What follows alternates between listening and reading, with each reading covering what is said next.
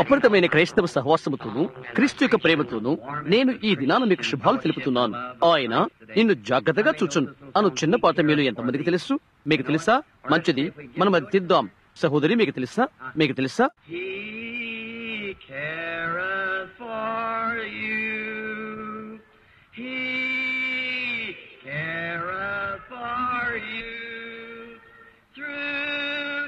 ఆయన నిన్ను జాగ్రత్తపరచును, ఆయన నిన్ను జాగ్రత్తపరచును. సూర్యకాంతుల్లోను మరి నీడ ఛాయల్లోను ఆయన నిన్ను జాగ్రత్తపరచును. ఓ, అదెంత బాగున్నది! మరలా అది మనం ప్రయత్నం చేద్దాం.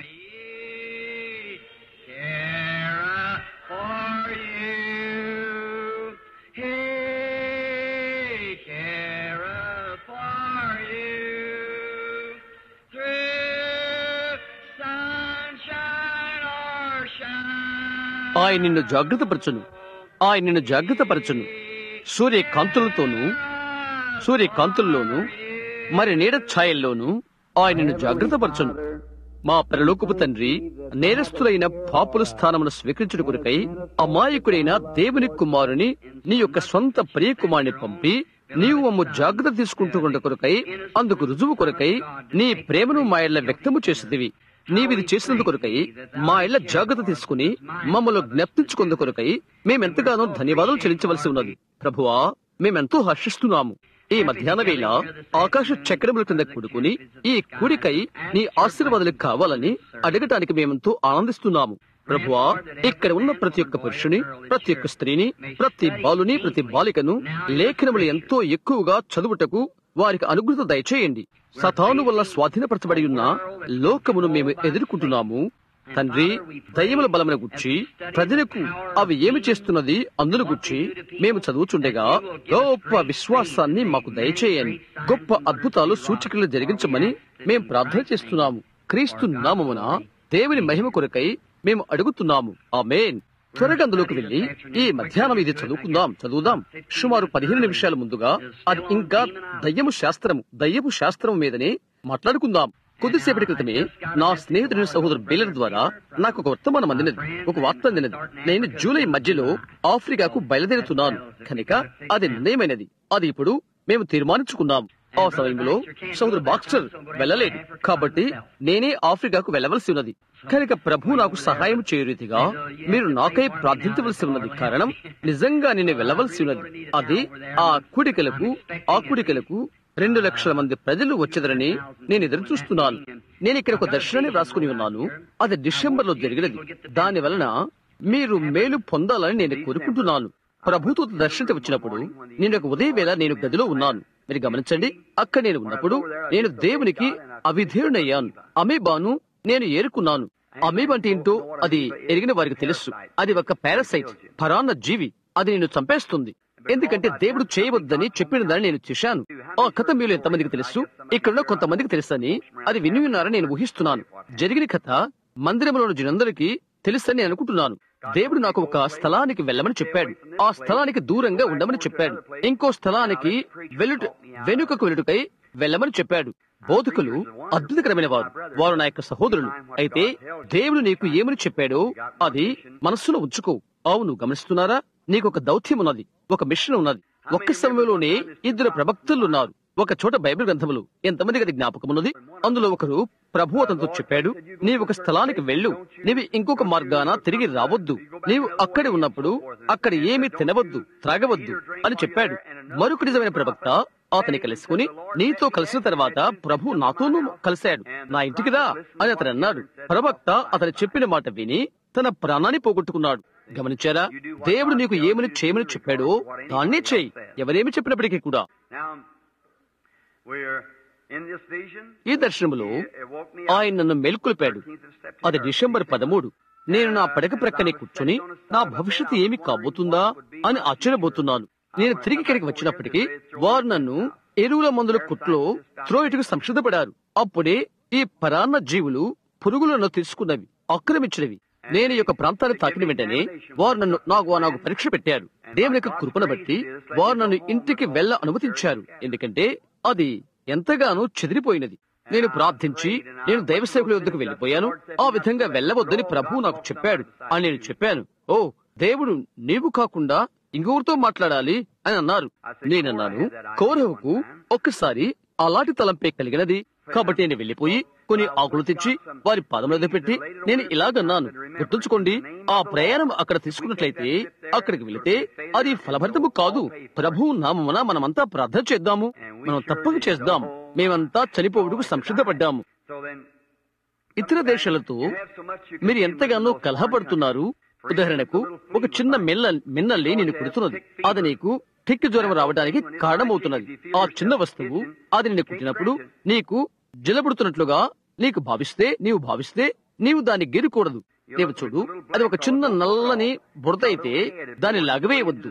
దానికి ఒక చిన్న తల ఉంటున్నది, అది చర్మముతో ఈ విధంగా తిరుగుతూ దాని త్రోవ కొరకై రంధ్రం వేసుకుంటున్నది. త్వరగా నీవు దాన్ని లాగితే నీవు దాని తలను లాగవేస్తావు. అందులో విషక్రిమి అందులో ఉంటున్నది, అది నిన్ను పడవేస్తుంది. కనుక గీయవద్దు, దాన్ని బయటకు లాగవేయవద్దు. కొంత క్రొవ్వును తీసుకుంటుంది, అది దాని వెనుక భాగం నుండి గాలిని పిలుస్తున్నది. దానిపై క్రొవ్వును కాల్చి అది బయటకు వెళుతున్నది. ఆ తర్వాత అక్కడ ఒక చిన్న దోమ ఉంటున్నది, అది ఒక శబ్దం కూడా చేయదు, అది నేరుగా గాల్లోకి వస్తున్నది. అది నిన్న అలా తగ్గుతుంది, అది అంతే. నీకు మలేరియా వస్తుంది. ఆ తర్వాత వారు ఒక దానిని మాంబా పాము అంటారు. అది నిన్ను కరిస్తే అది నిన్ను కుట్టిన తర్వాత నీవు 2 నిమిషాలు మాత్రమే బ్రతుకుతావు. ఆ తర్వాత పసుపు రంగు త్రాసుపాము ఒకటి ఉన్నది, అది కరిచిన తర్వాత 15 నిమిషాలే నువ్వు బ్రతుకుతావు. అలాంటిది ఒకటి నా కుమారునికి దగ్గరగా వచ్చినది. దాని తలపైన అతను చేయి పెట్టాడు. మేము దానిని తుపాకీతో కాల్చి వేయకముందు ఖర్చులకు తల పైకెత్తింది.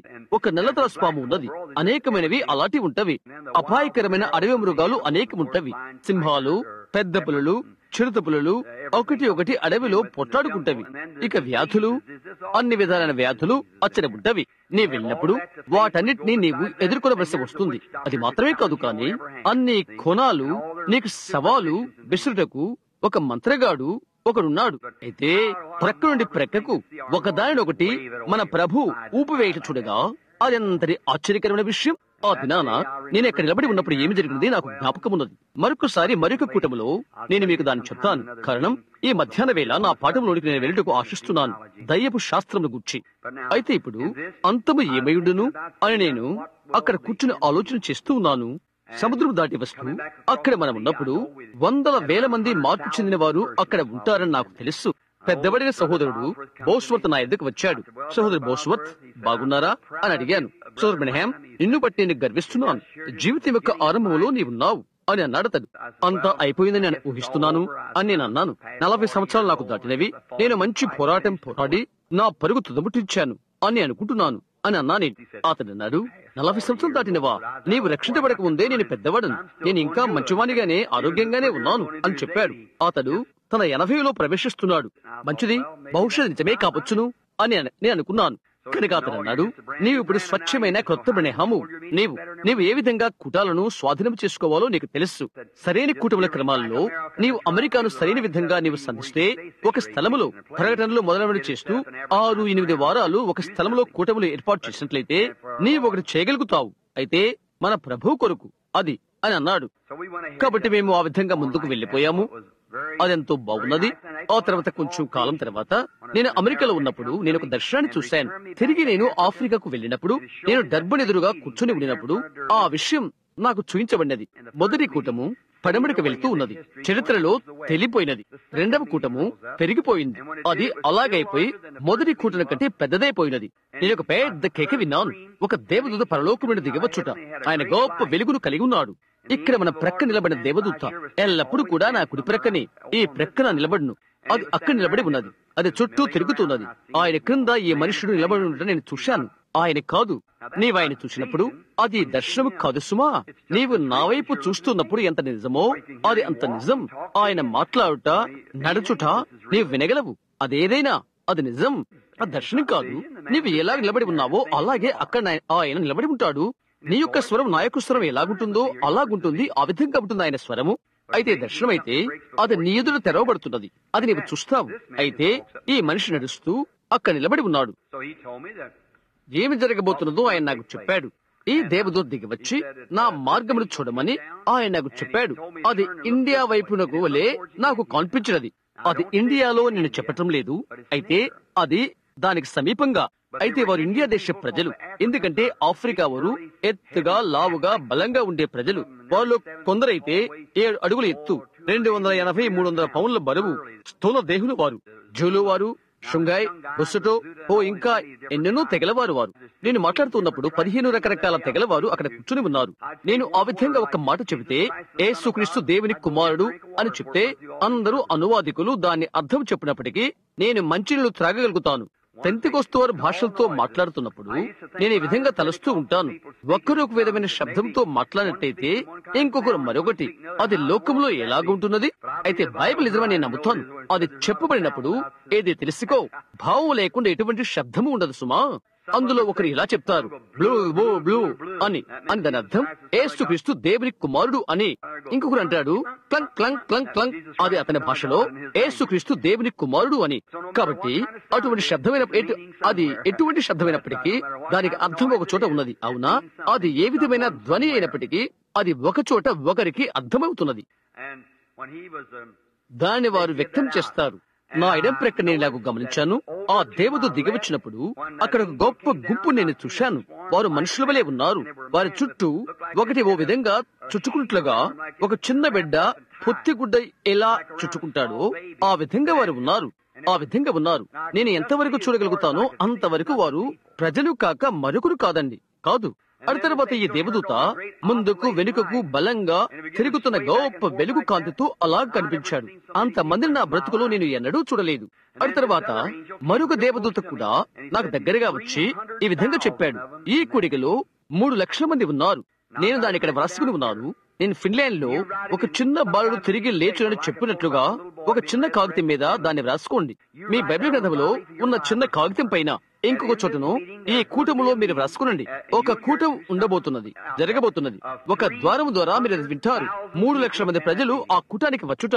అది వాస్తవం కాకపోతే అది మిగతా దానికంటే 3 ఎక్కువై ఉంటున్నది. గమనిస్తున్నారా? 3 లక్షల మంది కూటానికి వచ్చుట.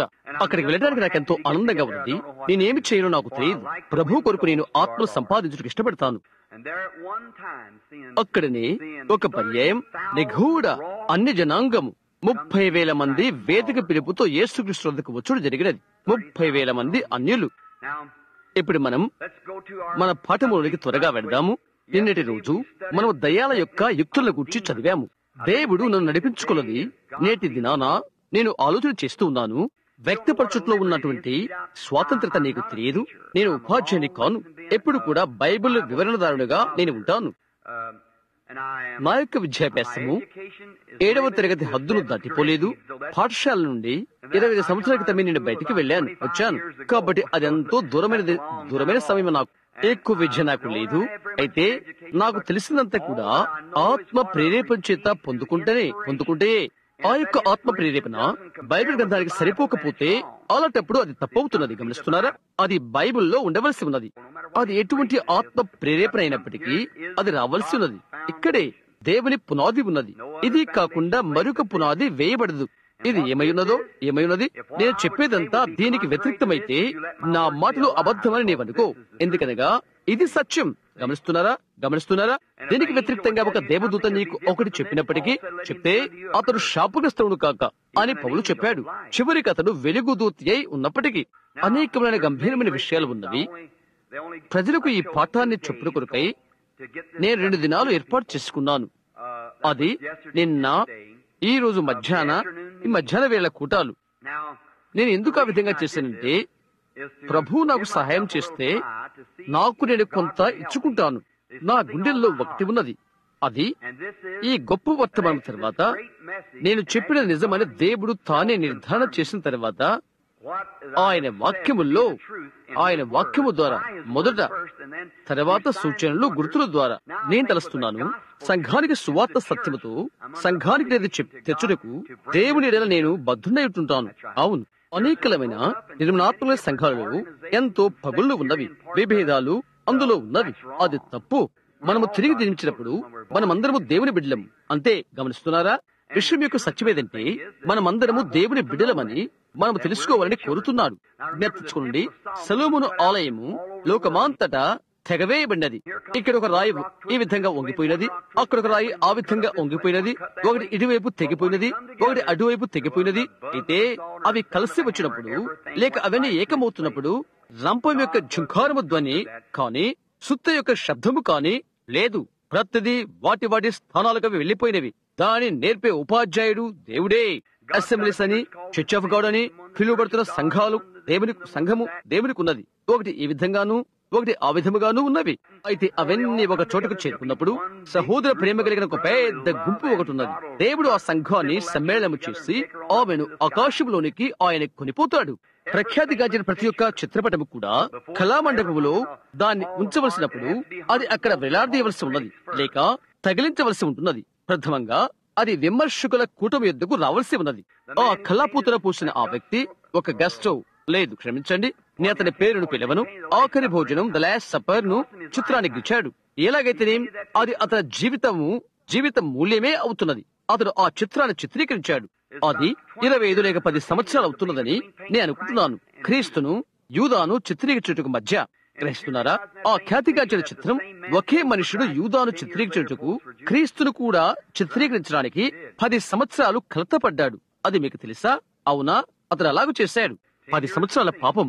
ఒక గొప్ప సంగీత విద్వాంసుడు యూదా యొక్క స్థానం నుండి క్రీస్తు స్థానాన్ని స్వీకరించుటకు 10 సంవత్సరాలు నీవు తీసుకోవాల్సిన అవసరం లేదు. అది 10 నిమిషాలు తీసుకుని అదే నీకు చేయగలదు. పాపములు నీ ప్రవర్తన సవాలు చేయగలదు. అయితే ఎలాగైతేనేమి ఆ చిత్రము అందరి విమర్శకుల మధ్యకు అది తీసుకుని రాబడినది. ఆ విధంగా నేను దేవుని సంఘాన్ని గురించి ఆలోచన చేస్తున్నాను, పిలువబడిన గుంపును గుర్చి. ఇందును బట్టి ఏ గాయము చేయలేని నా భావం కాదు. 7 సముద్రాల గుండా నేను యాత్ర చేశాను. 3వసారి ప్రపంచ యాత్రలో నేను ఉన్నాను. ప్రజలు పరిశుద్ధ గుండ్రాయ్ అని అంటారు. ప్రపంచంలో నేను పరిశోధించాను.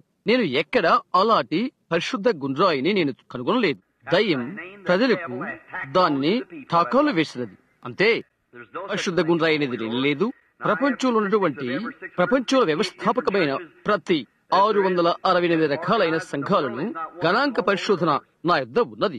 అందులో ఏ ఒక్కటి పరిశుద్ధ గుండ్రాయిగా పిలువబడలేదు. అది ప్రభుత్వం నుండి వచ్చినది. ఏ ఒక్కటి పరిశుద్ధ గుండ్రాయి సంఘము లేదు నేను ఎరిగినంత వరకు. కనుక అది దయ్యం పిలిచినది. అయితే వీటన్నిటి ద్వారా దేవుడు ఒక చిత్రాన్ని చిత్రీకరించాడు. ఒకప్పుడు ఇక్కడ ఉన్న చిన్న సంఘాలు ఇలాగ ఉండేవి. ఇక్కడ ఉన్నటువంటి తలనెసిన పెద్దలను నేను గమనిస్తున్నాను. నేను నిన్న గదిలో ఉండి చదువుకుంటున్నాను. ఒక దైవజనుడు వచ్చి ఇలా అడిగాడు, మీ నాన్నగారిని కరస్పర్శ చేయాలనుకుంటున్నాను అని మా బాబుతో అన్నాడు. సోదరు బాక్సులతో తదితరులతో మా అబ్బాయి లేచి లేదు అని త్వరగా అన్నాడు. అది నాకు ఇష్టం లేదు అని అన్నాడు. చూశారా, నేను దేవునికి మానవుడికి కూడా సేవకునిగా ఉండలేను. అయితే నా సహోదరులతో నేను కరస్పర్శ చేయుటకు ఇష్టపడతానని అనుకుంటున్నాను. నేను అది చేయుటకు ఇష్టపడతాను. దాని గురించి ఒకటి ఉన్నది. ఒక దైవ సేవకునితో కరస్పర్శ చేయుటకు నేను ఇష్టపడతాను. దేవుని సేవకునితో మాత్రమే కాదు, ప్రతి దేవుని బిడ్డతో కూడా నేను అది చేయటానికి ఇష్టపడతాను.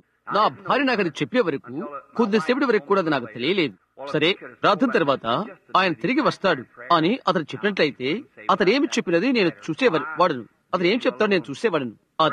అది మంచిదిగా ఉన్నది కనుక అలాగే చేయరాదని కొద్దిగా గద్దించేవాడను. అవునా? కనుక అది నిజమే. సహోదరుడు కొద్దిసేపటి క్రితమే చెప్పిన రీతిగా నీవు సరిగా చేయలేవు. నీవు చేశావా? అది రాత్రి వేళైతే నేను చిరిగిపోతాను. చూశారా, ప్రజలు ఇలాగా మాట్లాడుకుంటారు. ప్రతి ఒక్కరికి వ్యాధి ఉంటున్నది. వారు ఆ విధంగా మాట్లాడుకుంటుండగా వెంటనే దాన్ని గురించి చెప్పుటకు అక్కడ ప్రభుదూత ఉన్నాడు. అది నిజమే అని ఎరిగినటువంటి ఒక్కరు ఇక్కడ కూర్చొని నా వైపు చూస్తూ ఉన్నారు. 10 నిమిషాలు, గంట క్రితం అది ఏమైనది ఎరిగినటువంటి ఒక స్త్రీ ఇక్కడ కూర్చుని ఉన్నది. గత రాత్రి ఆమెతో ఒకటి చెప్పబడి ఉన్నది. అది ఆమె అర్థం చేసుకోలేకపోయినది. అయితే అది ఈ రోజు అది జరిగినది. కాబట్టి ఆయన ఆమెతో మాట్లాడుతున్నప్పుడు దాని భావం ఏమిటో ఆమె ఇప్పుడు గ్రహించినది. ఎలాగూ అక్కడ నిలబడి ఆమెతో మాట్లాడుతున్నప్పుడు ప్రభుదూత నేరుగా వెళ్లి ఆ బాధ ఏదో ఆమెతో తెలియజేశాడు. అదంతా ఏదో ఆమె దేని గురించి ఆలోచన చేస్తున్నదో అది ఆమె ప్రేమిన వారిని గురించి దేవుడు అది చెప్పాడు. దాన్ని నిర్ధారణ చేసినది. ఏమి జరిగిపోతున్నదో తెలియచేశాడు. కాబట్టి ఇది ఖచ్చితంగా ఆ విధంగానే ఉంటున్నది. చూశారా, ఆ విధంగానే దేవుడు చెప్పాడు. సరే, కొన్నిసార్లు ప్రతి దర్శనము నిన్ను ఎక్కువ బలహీనం చేస్తున్నది. గమనించారా? మొదలు ఏమి జరుగుతుందో తెలుసా? నీవు రాత్రికి మందిరానికి చేరుకున్న తర్వాత నీవేమి చేయాలో తెలియని స్థితిలోకి నీవు సంపూర్తిగా విసిగిపోతావు. ఇప్పుడు నా కొరకు ప్రార్థిస్తావు, ఎందుకనగా అది ఒక కూటమిలో నుండి మరొక కూటమిలోనికి అవుతున్నది. ఇది ఒకటి మాత్రమే వ్యత్యాసంగా ఉండు కూడిక. నేను ఇప్పుడు ఇంటికి వెళ్ళినట్లయితే 2 నెలల వరకు నేనేమి చేయకున్నట్లయితే నేను వెళ్లిపోయి చేపల వేటలో ఉంటాను. అయితే ఒక కూటమి నుండి మరొక కూటమిలోనికి, ఒక దాని నుండి నేరుగా మరొక దానిలోనికి నేను వెళ్ళవలసి ఉన్నది. చూశారా, అది దాన్ని చేస్తున్నది. ఇక్కడ సభికుల్లో ఉన్న వెనక ఉన్నవారు మీరంతా ప్రార్థించండి. వేదిక పిలుపునకు ఎటువంటి ప్రతిస్పందన లేదని గత రాత్రి వారు చెప్పారు. అదెంతో అపాయకరమైన విషయం. చూశారా, కొన్నిసార్లు ఈ దీపాలు వెలగవు. వాటి మధ్యలో ఒక నల్లటి మచ్చ వస్తున్నది. ప్రభుదూత ఇక్కడ నిలబడి ఉన్నప్పుడు ఆయన నేను గమనించాను. ఆ అనుభూతి నేను సృజించాను. ఆ తర్వాత నా దగ్గర నుండి కదలి వెళ్లడం నేను గమనిస్తాను. అది నన్ను విడిచినప్పుడు నేను ఒక చోటుకు వెళ్లి కొద్దిగా నేనెక్కడ ఉంటాను, నేను చూస్తాను. అది మెరిసిపోయి పోతుంది. ఒక దర్శనం వస్తున్నది. ఆ తర్వాత నేను దర్శనాన్ని చూస్తాను. అక్కడ ఉన్న వ్యక్తి ఎటువంటి వారనే నేను గమనిస్తాను. వ్యక్తిని గమనించిన తర్వాత నేను మాట్లాడతాను. అది అక్కడ జరుగుతున్నది. అది జరిగే సంగతి. ఏమి జరిగింది అనేది నీవు అందరికీ చెప్పనవసరం లేదు. గమనించండి, అదంతా కూడా ఆత్మ సంబంధమైన రాజ్య మండలము. ఆ తర్వాత ఆ వ్యక్తి ప్రతిస్పందన ఇవ్వనట్లయితే బైబిల్ చదివి అదేమి లేదు అని చెప్పినట్లుగా ఉంటున్నది. దాని నుండి వెళ్లిపోవడం. చూశారా, కాబట్టి అదెంతో హీనమైన విషయం. కనుక సంసిద్ధంగా ఉండు, విను, కనిపెట్టు. ఆయన మాట్లాడినప్పుడు జవాబు చెప్పు. అవునా, ఏ సమయంలోనైనా జవాబు చెప్పుటకు సంసిద్ధంగా ఉండు. కాబట్టి ఈ ఉదయం నా భార్య, సహోదరు బేలర్, ఇంకా అనేక మంది దాని గురించి నాకు చెప్తున్నారు. ఒక విధమైన పొరపాటు నుండి ఒక చోట సహోదరుడు ఒకరిని పిలిచినట్లు ఆ విషయం పిలుపులకు ఆ మనుష్యుడు ప్రతిస్పందించలేదు. కనుక అది నిష్ప్రయోజనమవుతున్నది. అది దేవునికి మనుషుడికి మధ్య ఉంటున్నది. దర్శనం అయిపోయినది. ఇక దాన్ని నేను కనుగొనలేను. ఎందుకంటే అతను జవాబు ఇవ్వలేదు. కాబట్టి కనిపెట్టి ఉండు, సంసిద్ధంగా ఉండు. సరే, ఇప్పుడు దయ్యపు శాస్త్రమును తీసుకుని దయ్యాలను గురించి మాట్లాడుదాము. ప్రజలు దయ్యం అని వారు చెప్పగానే వెంటనే వారు ఇలాగ ఆలోచన చేస్తారు. అదొక పిచ్చి మాట, ఏదో భ్రమ అంటారు. అయితే దయ్యాలు దేవదూతలు ఎలాగ వాస్తవమైనవో అంత వాస్తవమైనవి. అవి నిజమైనవి. యేసుక్రీస్తు దేవుని కుమారుడు అనేది ఎంతటి వాస్తవమో దయ్యము అంతే వాస్తవము. పరలోకం వాస్తవమైనది. నరకం అనేది లేనట్లయితే పరలోకము కూడా ఉండదు. ఒక నిత్యమైన తీర్పు లేనట్లయితే, అనగా నిత్య శిక్ష దండన లేకపోతే నిత్యమైన ఆశీర్వాదము ఉండదు. ఒకటి పగలనేది లేనట్లయితే ఒక రాత్రి అనేది ఉండదు. అవునా, అంతే. పగలు ఎంత వాస్తవమో రాత్రి కూడా అంతే. ఒక క్రైస్తవుడు ఉంటావు ఎంత వాస్తవమో ఒక వేషధారి ఉండవు అలా ఉంటున్నది. దేవుని ఎదురు నుండి వచ్చిన ఒక అస్సలైన వాడు ఉండుట ఎంత వాస్తవమో దానికి ఒక నకిలీ వాడు ఉండుట అంతే. అవునా, అది ఖచ్చితంగా బొమ్మ, బొరుసు, నలుపు, తెలుపు జీవితంలో అంతట్లో వాస్తవ అవస్థలు ప్రతి చోట ఉంటవి. ఒక అబద్ధపు సువార్త ఉన్నది, ఒక నిజమైన సువార్త ఉన్నది. ఒక నిజమైన బాప్తిసం ఉన్నది, ఒక అబద్ధపు బాప్తిసం ఉన్నది. ఒక అనుకునే విశ్వాసం ఉన్నది, ఒక నిజమైన విశ్వాసం ఉన్నది. ఒక నిజమైన అమెరికా డాలర్ ఉన్నది, ఒక అబద్ధపు అమెరికా డాలర్ ఉన్నది.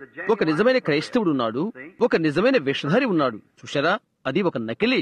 కనుక నీవు దాన్ని కనుగొనవలసి ఉన్నది. కాబట్టి అవన్నీ కలిసి వెళ్తుంటవి. మనము దాన్ని వేరు చేయలేము. దేవుడు వాటిపైన వర్షం కురిపించాడు. కొద్దిగా దాన్ని మాట్లాడటానికి ఆయన అనుమతి దయచేయును కాక. ఎంతమంది ఇక్కడ బోధకులు ఉన్నారో చేయతండి. బోధకులు అన్ని వైపులా మీ చేతులు చూపించండి. మంచిది సహోదరులారా, దేవుడు మనం దీవించుడు కాక. ఇప్పుడు మీరు సిద్ధాంతంగా దీన్ని తీసుకోవద్దు. ఇది గంభీరమైన అంశాన్ని మనం సమీపించక ముందు, ఈ గంభీరమైన విషయాన్ని మనం సమీపించక ముందు అది ఏంటో నేను మీకు చెప్తాను. ఎంతమంది పెంతికోస్తువారు ఇక్కడ ఉన్నారు? అన్ని చోట్ల నుండి మీ చేతులు పైకెత్తండి. మీరందరూ పెంతికోస్తువారు. సరే, మీ యొక్క రాజ్యంలోకి, మీ శ్రేణిలోనికి నేను మొదట వచ్చినప్పుడు నాకు జరిగిన దానిని చెప్పబోతున్నాను. ఇక్కడనే మిషాబాకా అను పిలువబడి స్థలంలో ఇండియానాలో నేను ఉండి ఉన్నాను. నేను మొట్టమొదటి చూసిన పెంతికోస్తు వర్గం వారు అసెంబ్లీస్ ఆఫ్ జీసస్ క్రైస్ట్ అను ఆ విధంగా పిలువబడి అద్భుతకరమైన వారు. ఇప్పుడు వారందరూ ఒకటే యునైటెడ్ పెంటికాస్ట్ అని పిలుచుకుంటున్నారు. వారు ఒకరికొకరు విడిపోయారు. ఎందుకంటే నీతి బాప్తిసం యొక్క కారణాన్ని బట్టి అది వారిని ఎటువంటి వేషధారులుగా చేయదు. వారి యొక్క శ్రేణిలో లేక వారిలో అనేకులు నిజంగా పరిశుద్ధాత్మను పొందిన తిరిగి జన్మించిన క్రైస్తవులు ఉన్నారు. యేసు నామములో బాప్తిసం పొందడం వలన దేవుడి వారికి పరిశుద్ధాత్మ ఇచ్చాడు. తండ్రి యొక్క కుమారుని యొక్క పరిశుద్ధాత్మ యొక్క నామములో బాప్తిసం పొందడం ద్వారా దేవుడి వారికి పరిశుద్ధాత్మ బాప్తిసం ఇచ్చాడు. కాబట్టి ఆయనకు విధేయులైన వారికి దేవుడు పరిశుద్ధాత్మను ఇచ్చాడు. కనుక ఎవరు పొందుతారు? ఆయనకు విధేయులైన వారు. అక్కడే నీవు ఉన్నావు.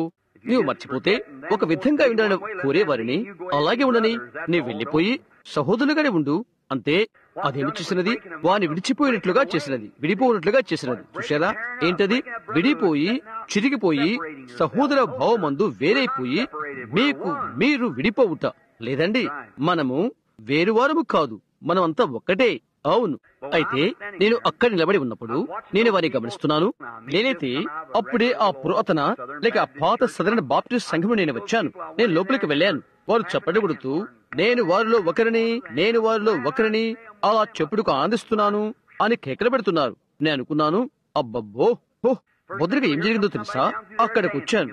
అక్కడికి ఒకరు వచ్చారు నాట్యం చేస్తూ.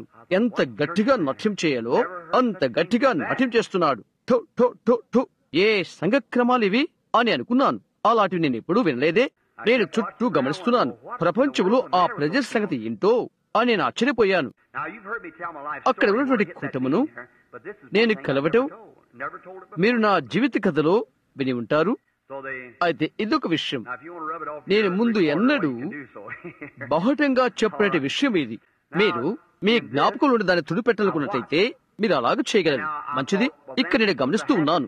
నా జీవితంలో నేను చూచినటువంటి ప్రజలలో వీరి వలె సంతోషంతో ఉన్న ప్రజలు మరొక్కరు లేరు అని అనుకున్నాను. వారి భక్తిని గురించి వారు సిగ్గుపడరు. బాప్టిస్టు వారమైన మనము కొన్నిసార్లు సిగ్గుపడతాం కదా. గమనిస్తున్నారా? వారు ప్రార్థించినప్పుడు వెళ్ళినప్పుడు ఆ ఫ్యాన్ వెనక్కి వెళ్తారు తెలుసా. అయితే సహోదరుడా, వారైతే లోపట వెలుపట అంతటా వారికి భక్తి ఉన్నది. ఆ రాత్రి నేను వేదికపై వెళ్ళినది నాకు జ్ఞాపకం ఉన్నది. బౌద్ధులందరూ వేదిక పైన ఉండుట అది ఒక మహాసభ. వారు దాన్ని ఉత్తరాదిన జరిగించవలసి ఉండేను. రంగు జాతి సమస్య వలన, దక్షిణాన జిమ్ క్రో చట్టం వలన కూడా. కాబట్టి ప్రతి చోటు నుండి వచ్చిన అందరూ ఇక్కడ కలుసుకుని ఉన్నారు. కాబట్టి నేను అక్కడే కూర్చుని ఉన్నాను. పగలు రాత్రి బోధించిన బోధకులందరి బోధ నేను విన్నాను. ఒక వృద్ధ బోధకుని గురించి వారు చెప్పారు. ఒక రంగు జాతిక మనిషి మెడ చుట్టూ కొద్దిగా ఉంగరాల జుట్టు కలిగి ఉన్నాడు. పొడవైన బోధకుని కోటు ధరించి ఉన్నాడు. వంకాయ రంగ కోటు. అది వేడిగా ఉన్న వాతావరణం. దీనుడైన ఆ పెద్ద వృద్ధ మనిషి ఇలా వచ్చాడు. అతను అన్నాడు, నా ప్రియమైన బిడ్డలారా, అతను అన్నాడు, నేను మీకు చెప్పాలనుకుంటున్నాను. ఈ విధంగా సాక్ష్యం ఇచ్చాడు. అతను వేదిక పైన కూర్చున్న వారందరిలో నేనే చిన్నవాడను. ఆ తర్వాత అతను ఇలాగూ చెప్పాడు, నేను మీకు చెప్తున్నాను, ఏబు గ్రంథం నుండి అతడు ఆ పాఠాన్ని స్వీకరించాడు. నేను భూమికి పునాది వేసినప్పుడు నీవెక్కడ ఉంటేవి? నీకు వివేకము కలిగి ఉండేలా చెప్పుము. ఈ మిగతా బోధకులందరూ కూడా క్రీస్తుని గురించి మాట్లాడుతున్నారు. వారి వరుస క్రమమును బట్టి నేనవి ఆలకించి ఆనందించాను. అయితే ఆ వృద్ధుడైన బాలుడు కాదు. భూమి ఆరంభము కాకమునుపే 10,000 సంవత్సరాల వెనుకకు అతను వెళ్లిపోయాడు. అతను ఆకాశంలోకి వెళ్లి మేఘముల గుండా వచ్చాడు. ఏమేమి జరిగినదో అట్టి దానితో పగటిపూట జరిగిన దాన్ని వారు బోధించారు. రాత్రిపూట పరలోకములో ఏమి జరిగినదో దాన్ని ఇతను బోధించాడు. ఆ వెనుక నిశ్చిత్వంలో ఒక చోటనున్న నిఠారువు ఉన్న ఇంద్రధనుస్సు పైకి అతను క్రీస్తుని తెచ్చాడు. 5 నిమిషాలు కూడా అతను బోధ చేయలేదు. ఆ వృద్ధుడు ఒకటి అతన్ని పట్టుకున్నది. అతని గాల్లోకి ఎగిరిపోయాడు. మడిమల్లు జాడించాడు. హోప్పే అని అరుపులు అరిచాడు. నేను ఇక్కడికి వచ్చినప్పుడు ఎంత స్థలం ఉందో అంత స్థలం అతనికి ఉన్నది. అతను చెప్పాడు, బోధ చేయుటకు తగినంత సమయం మీరు నాకు ఇవ్వలేదు అని చెప్పి వెళ్లిపోయాడు. నేను తలంచాను, 80 సంవత్సరాల వయస్కుడకు ఒక మనిషికి అలా ఉన్నట్లయితే అది నాకు ఏమి చేస్తున్నది? అదే నాకు కావలసి ఉన్నది. అయితే నేను కలిగి ఉన్నది ఇది. ఇప్పుడు మనం దయాలను గురించి మాట్లాడుకుంటున్నాము. నేను ఏమి పొందుకుని ఉన్నాను? నేను 2 పురుషులను గమనించాను. ఒకరు ఒకవైపు కూర్చుని ఉన్నారు, ఇంకొకరు మరొక వైపు కూర్చుని ఉన్నాడు. పరిశుద్ధాత్మ పడినప్పుడు అనగా పరిశుద్ధాత్మను పొందినప్పుడు ఆ 2 మనుషులు లేచి భాషలు మాట్లాడుతూ కేకలు పెడుతున్నారు. వారి నోట్లోని తెల్లని నురుగు ఉమ్మి వస్తున్నది. నేను అనుకున్నాను, నాకు అది ఉన్నట్లయితే ఎంత బాగుండును. ఎంతటి ఆశ్చర్యం! చూశారా, నేనది ప్రేమించాను. సరే, నేను జొన్న పొలంలోనికి వెళ్ళాను. నా జీవిత కథ మీకు చెప్పాను. దాన్ని మీరు పుస్తకం ముందు చదివి ఉన్నారు. రాత్రంతా నేను నిద్రపోయాను.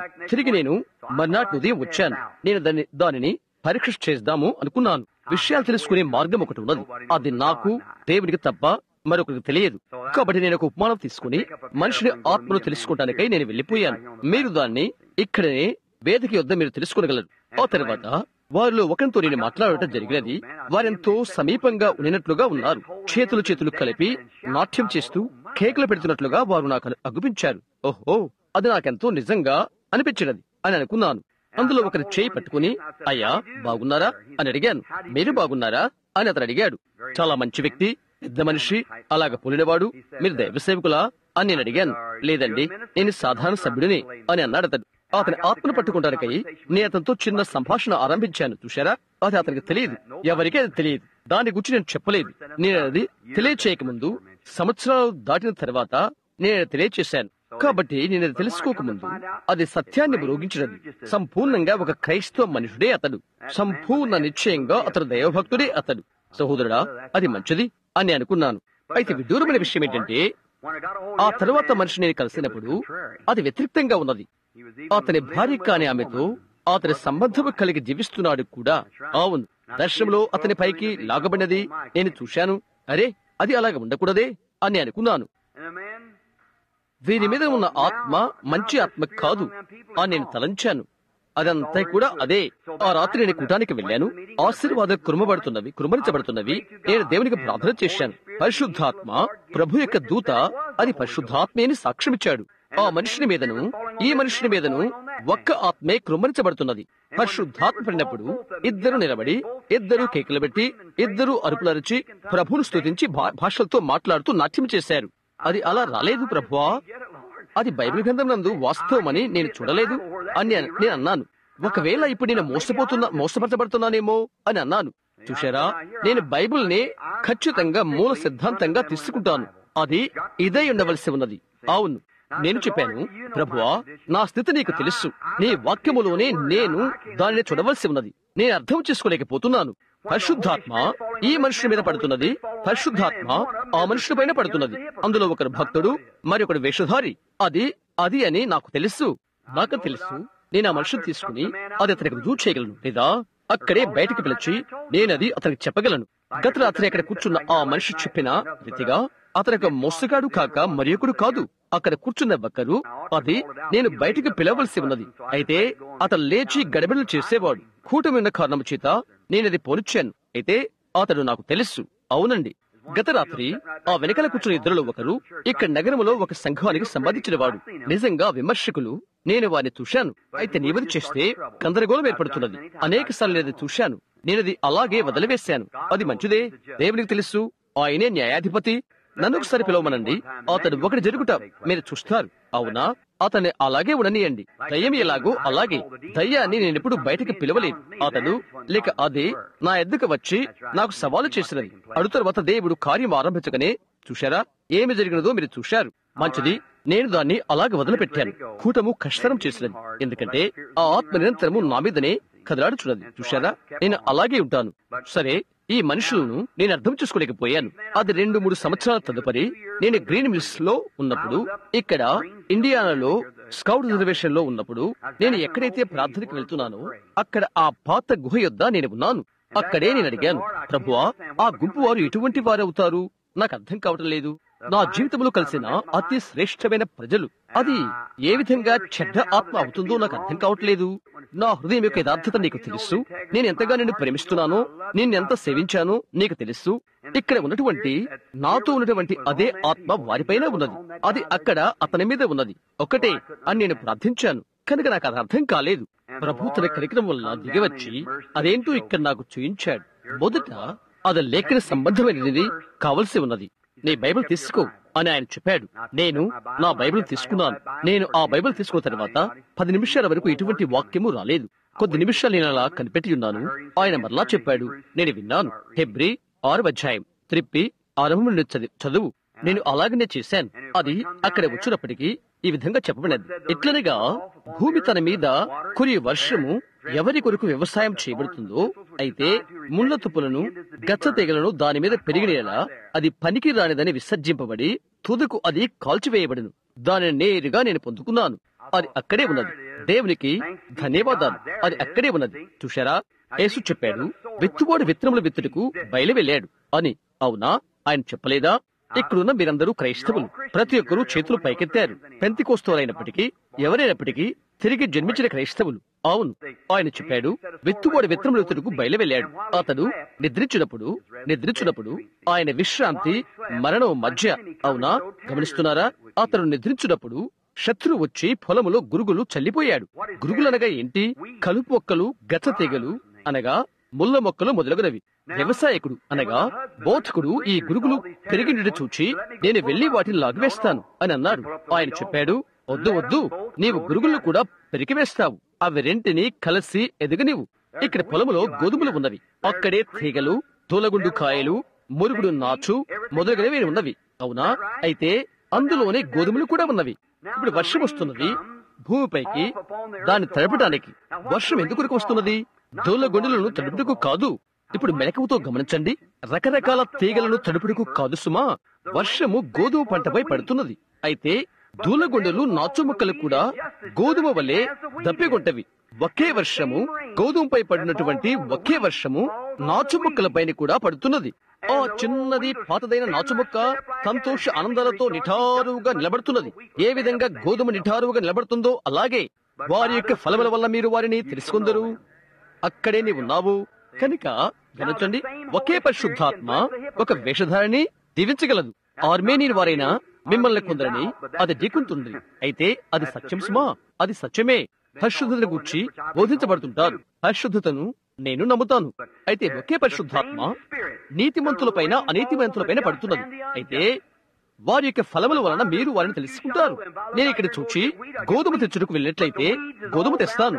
నాచు అంతా దాని చుట్టూ చుట్టుకొని ఉంటున్నది. గోధుమకై పడినటువంటి ఒకే వర్షం వలన అదే జీవిస్తుంది. వర్షము నాచు మొక్కలపై పడుటకు పంపబడలేదు, అది గోధుమకై పంపబడినది.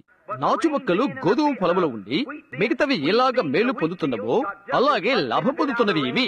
గోధుమ బ్రతుకుడు కొరకై ఏ వర్షము ఉపకరిస్తుందో ఆ వర్షమే నాచు బ్రతకటానికి ఉపయోగపడుతున్నది. మనకు బోధించబడుతున్న రీతిగా ప్రకృతి సంబంధమైనవన్నీ ఆత్మ సంబంధమైన వాటికి పొలికై ఉన్నవి. అక్కడే అది ఉన్నది. అది సంగతి. దయ్యపు శాస్త్రము.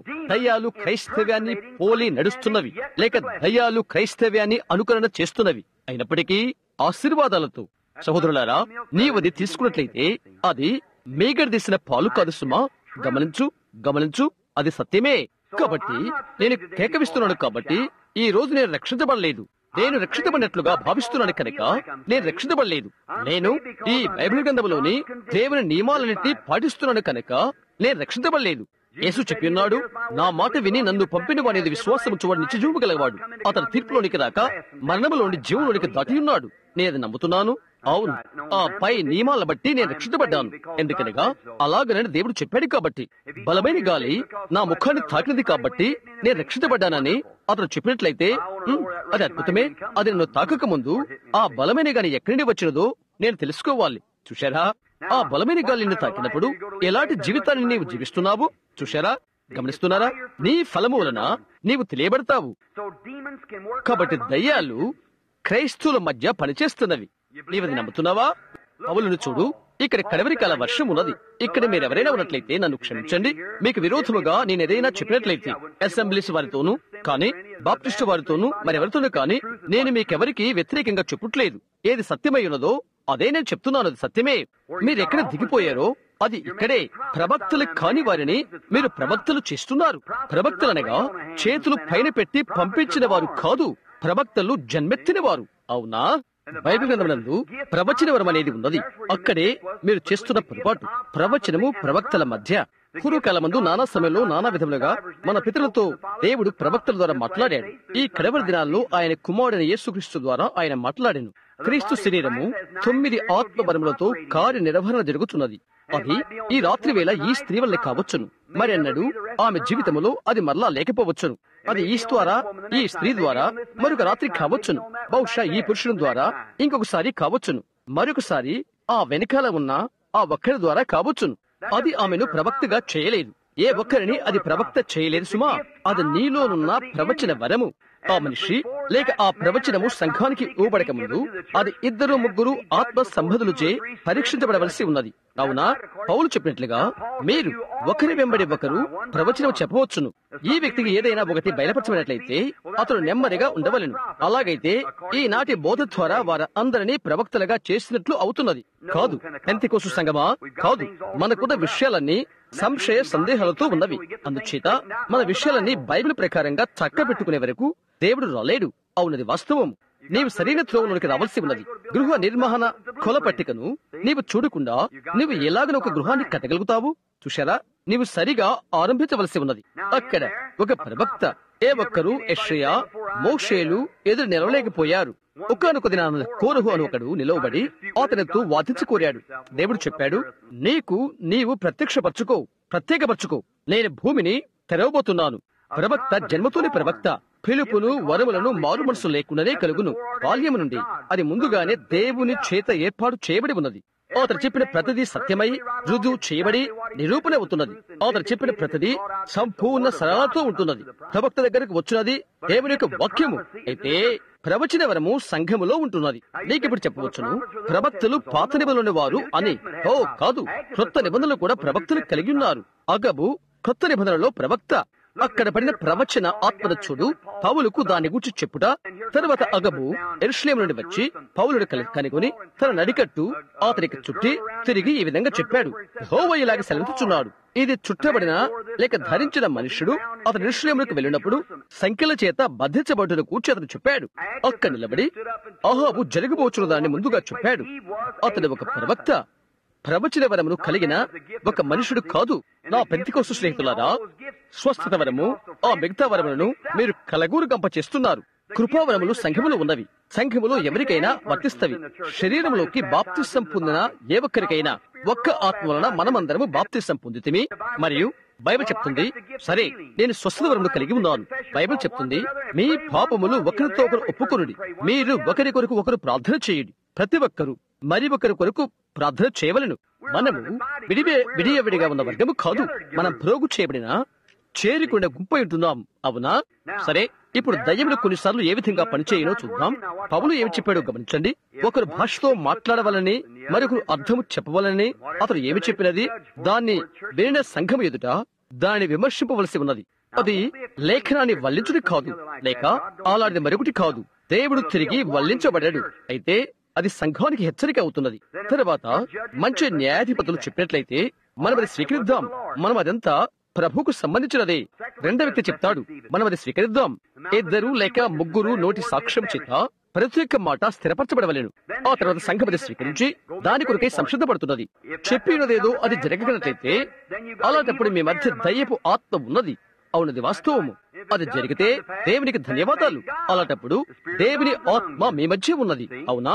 అక్కడ మీరు గమనించి జాగ్రత్త పడవలసి ఉన్నది. కనుక బలవంతము చేయటకు తొందరపడవద్దు. నాకు నీలి వర్ణపు కళ్ళు ఉన్నప్పుడు నేను గోధుమ వర్ణపు కళ్ళు తయారు చేసుకోలేను. గమనించారా? నీలి వర్ణపు కళ్ళతో నేను తృప్తి పొందవలసి ఉన్నది. అక్కడనే ఆత్మ సంబంధమైన ప్రజల రాజ్యం యొద్ద దయ్యాలు పనిచేస్తున్నవి. ఇప్పుడు మనం ఒక నిగూఢమైన దానిలోకి వెళుతున్నాము. అది అంత పెద్ద నిగూఢమైనది కాదని నేను అనుకుంటున్నాను. మొదటి సమయంలో 28 ఈ సమయంలో ఇక్కడ కొంత లేఖన భాగాన్ని చదవాలని ఆశపడుతున్నాను. మీరు జాగ్రత్తగా వినాలని కోరుతున్నాను. దయ్యాలు నేను మీ యొద్దకు తెచ్చి అవి ఏ విధంగా సంఘములోనే నేరుగా పనిచేస్తున్నవి, అక్కడ ఏ విధముగా సాతానుడు ప్రతి నిజమైన దాన్ని పొలియుంటున్నాడు అని నేను మీకు తెలపాలనుకుంటున్నాను. అది మీకు దయ్యాలు క్రైస్తవుల మధ్యకి వచ్చుట, వారు నకిలీలుగా ఉండుట, అది బైబిల్ ప్రకారంగా మీరు చూడగలరు. అనేక సార్లు ప్రజలు ఇలా చెప్తారు, నేను యేసుక్రీస్తును నమ్మియున్నాను అని చెప్పినప్పుడు వారు క్రైస్తవులు అని మనం నిర్ధారిస్తుంటాము. దయ్యములు అదే నమ్మి వణుకుతున్నవి. నీవు రక్షించబడి ఉన్నావనటకు అది గురుతు కాదు. రాబోతున్న ఈ ముందు రాత్రుల్లో ఒక రాత్రి నేను ఏర్పాటు గురించి తీసుకోవాలని అనుకుంటున్నాను. అప్పుడు మీరు రక్షణ అంటే ఏదో చూస్తారు. అవును, దాని గురించి నీవు చేయవలసింది ఏదీ లేదు. మొదటి స్థానమందు గాని ఆఖరి స్థానమందు కానీ దాని గురించి నీవు చేయనిది ఏదీ లేదు. దేవుడు ఒక మనిషిని ఉచితముగా రక్షించును. అబ్బాయ్, అదెంత లోతునకు కూర్చుకునిపోయినది. అవును కదా? మనం ఇక్కడ ఉండగానే నీవు నీ పరిస్థితిని లేక నీ పద్ధతి నుండి బయటకు రావాల్సి ఉన్నది. అవును, సరే. మన యొక్క విశ్వాసానికి అబ్రహాము ప్రారంభము. అవునా? అబ్రహాము వాగ్దానాన్ని కలిగి ఉన్నాడు. అబ్రహాము గొప్ప వ్యక్తి కాబట్టి దేవుడు అతనిని పిలిచాడు అని నేను అనుకోనా? కాదండి. బాబేలు ప్రాంతమైన కల్దీల దేశంలో నుండి ఊర్ అను పట్టణం నుండి అతను బయటికి వచ్చాడు.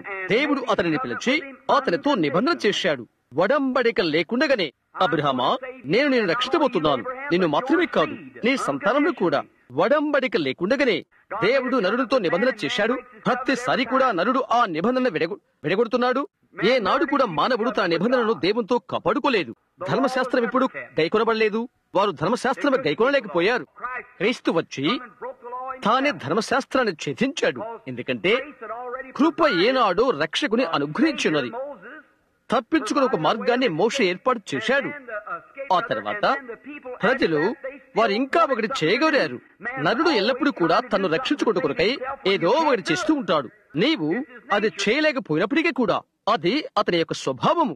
ఏదైనా తోటలో అతని దిగంబరి తను తాను తెలుసుకున్న వెంటనే అతడు అంజూరు పాకులతో కొన్ని వస్త్రాలు తయారు చేశాడు. అవును కదా?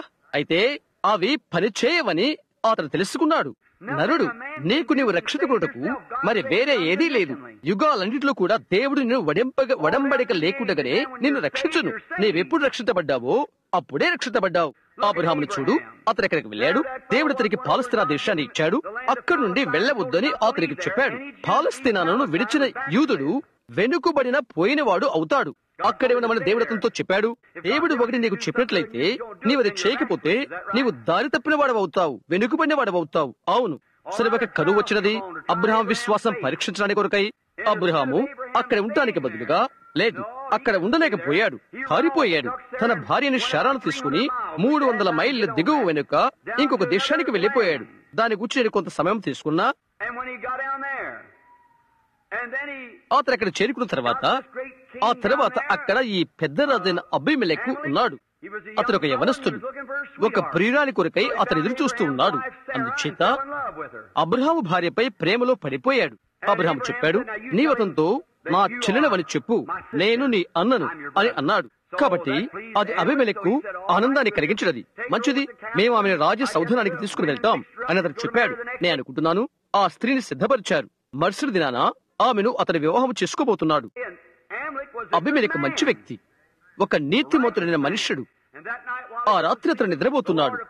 ప్రభువు అతనికి ప్రత్యక్షం ఎలాగూ చెప్పాడు, నీవు చచ్చిన వాడవై ఉన్నావు. ఆయన చెప్పాడు, పెళ్లి చేసుకుంటానికై నీవు అక్కడే ఉంచిన స్త్రీ ఆమె మరొక పురుషుని భార్య అని. గమనించండి, ఇప్పుడు మరొక పురుషుని భార్య. అతను అంటున్నాడు, ప్రభువా, నా హృదయం యొక్క యథార్థత నీకు తెలుసును, నా హృదయం యొక్క యథార్థత నీకు తెలుసు. ఆమె అతని చెల్లెలు అని ఆ మనుషుడు చెప్పాడు. ఆమె చెప్పలేదు.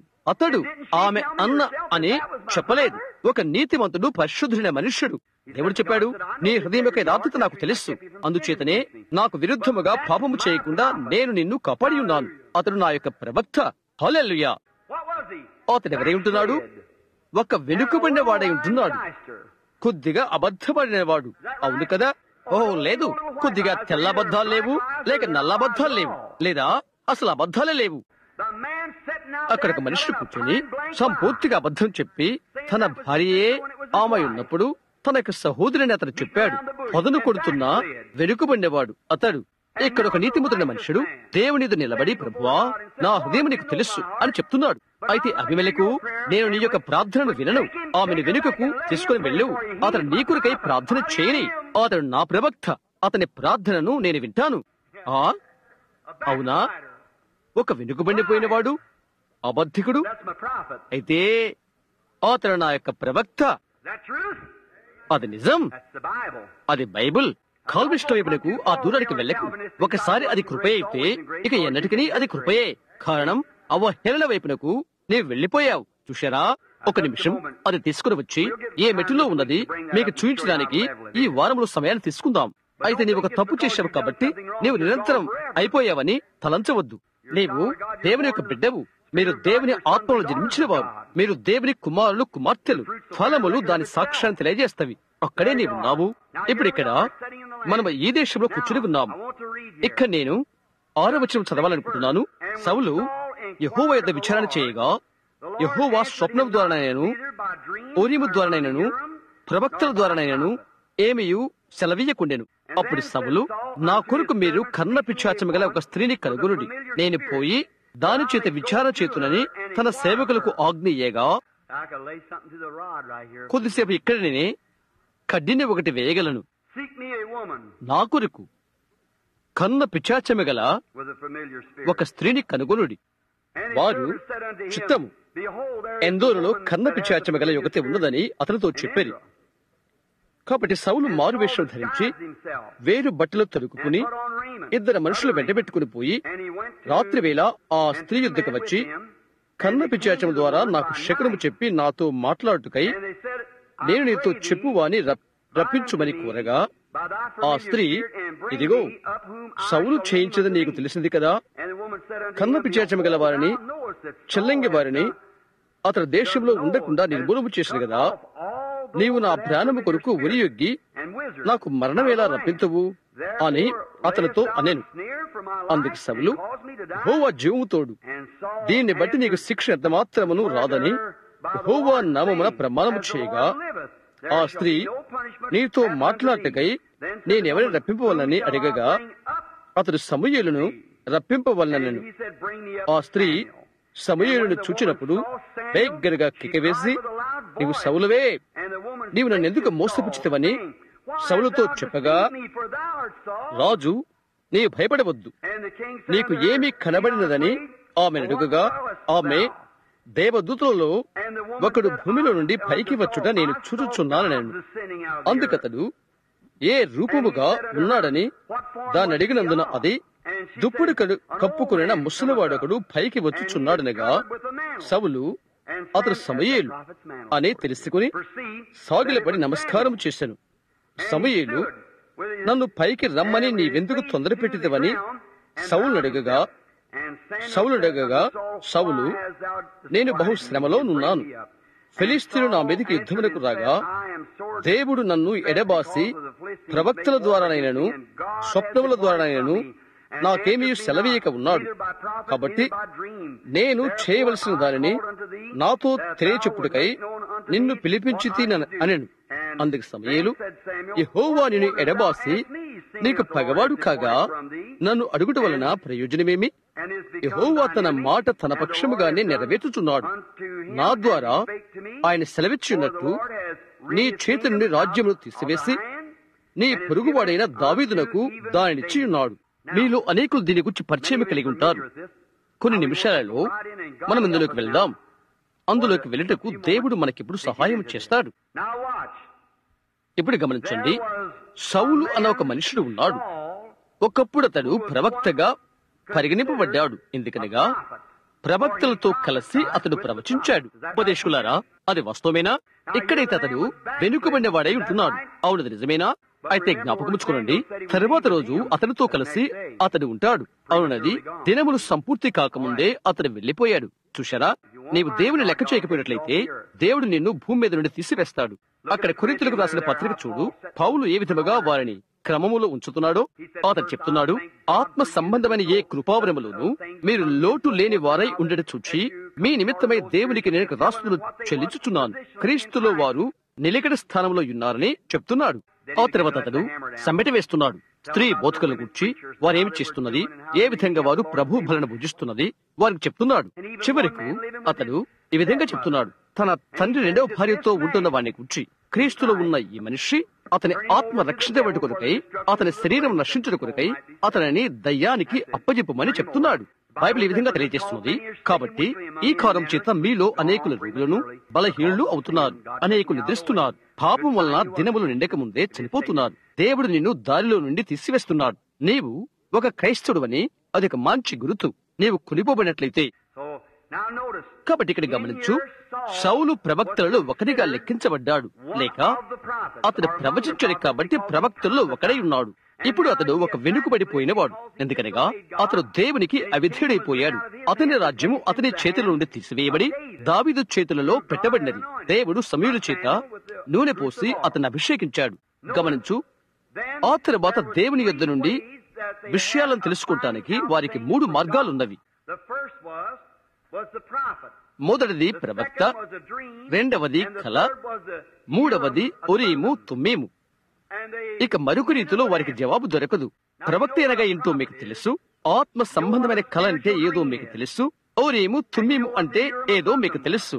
నిన్న ఒక మనిషిని ఉరీము అనగా ఏంటి అని అడిగాను.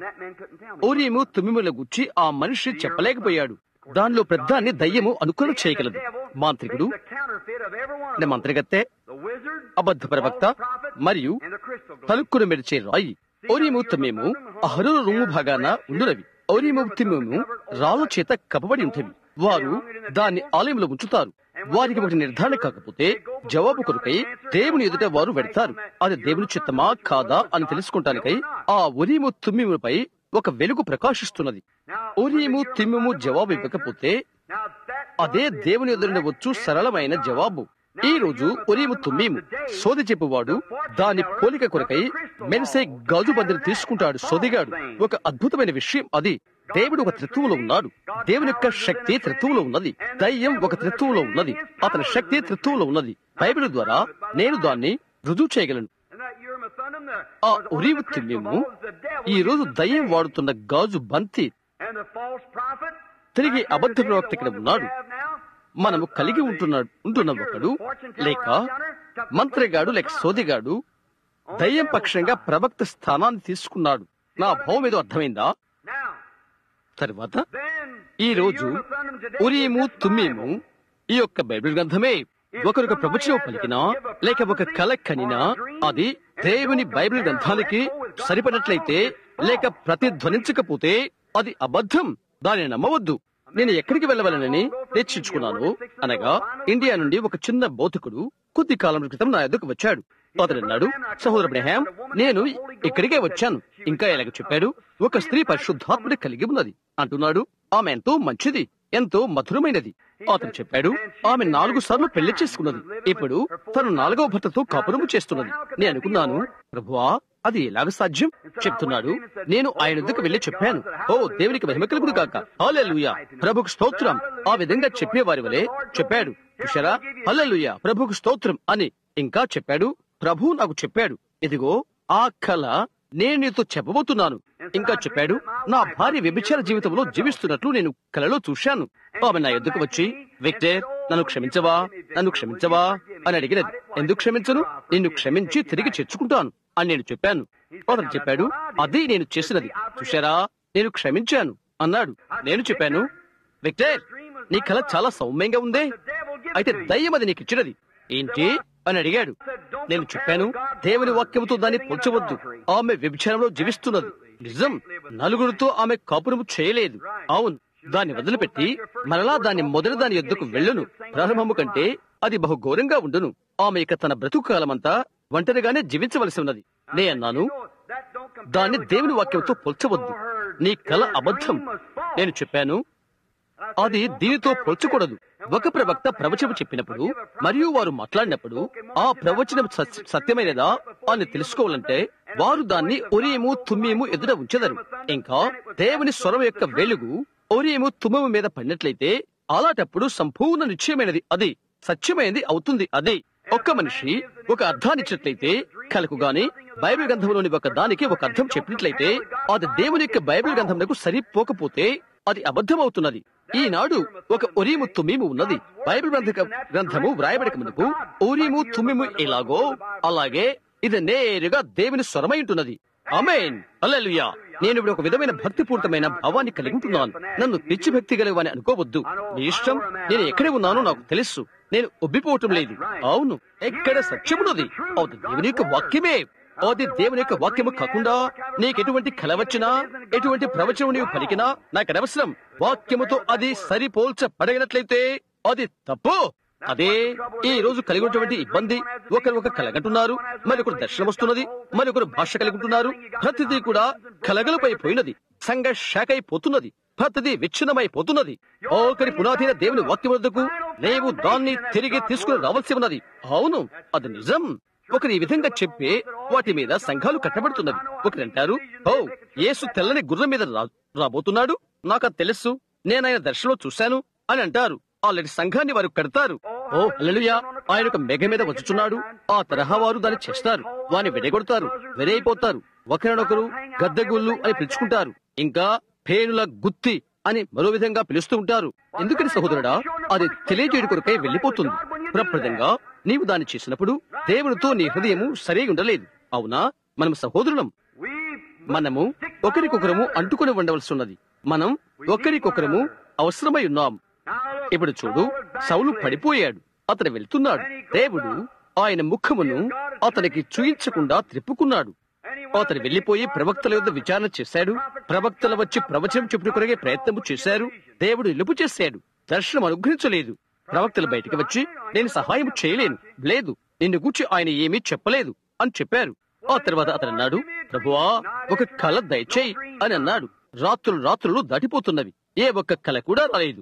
ఆ తర్వాత అతడు ఉరీము తుమ్మిము వద్దకు వెళ్తున్నాడు. ఓ దేవా, నేను ప్రవక్తల యొద్ద ప్రయత్నము చేశాను, నేను కలల కొరకై ప్రయత్నము చేశాను. ఇప్పుడు నీవు నాకు సహాయం చేయి. నీవు చేయవా? అది తెగిపోయినది, ఎందుకంటే వెలుగు ప్రకాశించలేదు.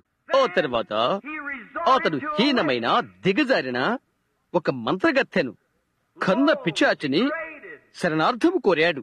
అతడు ఆమె ఎద్దుకు వెళ్లి అక్కడకు దోగాడుకుంటూ వెళ్లి తను తనుగా మరువేషం వేసుకున్నాడు.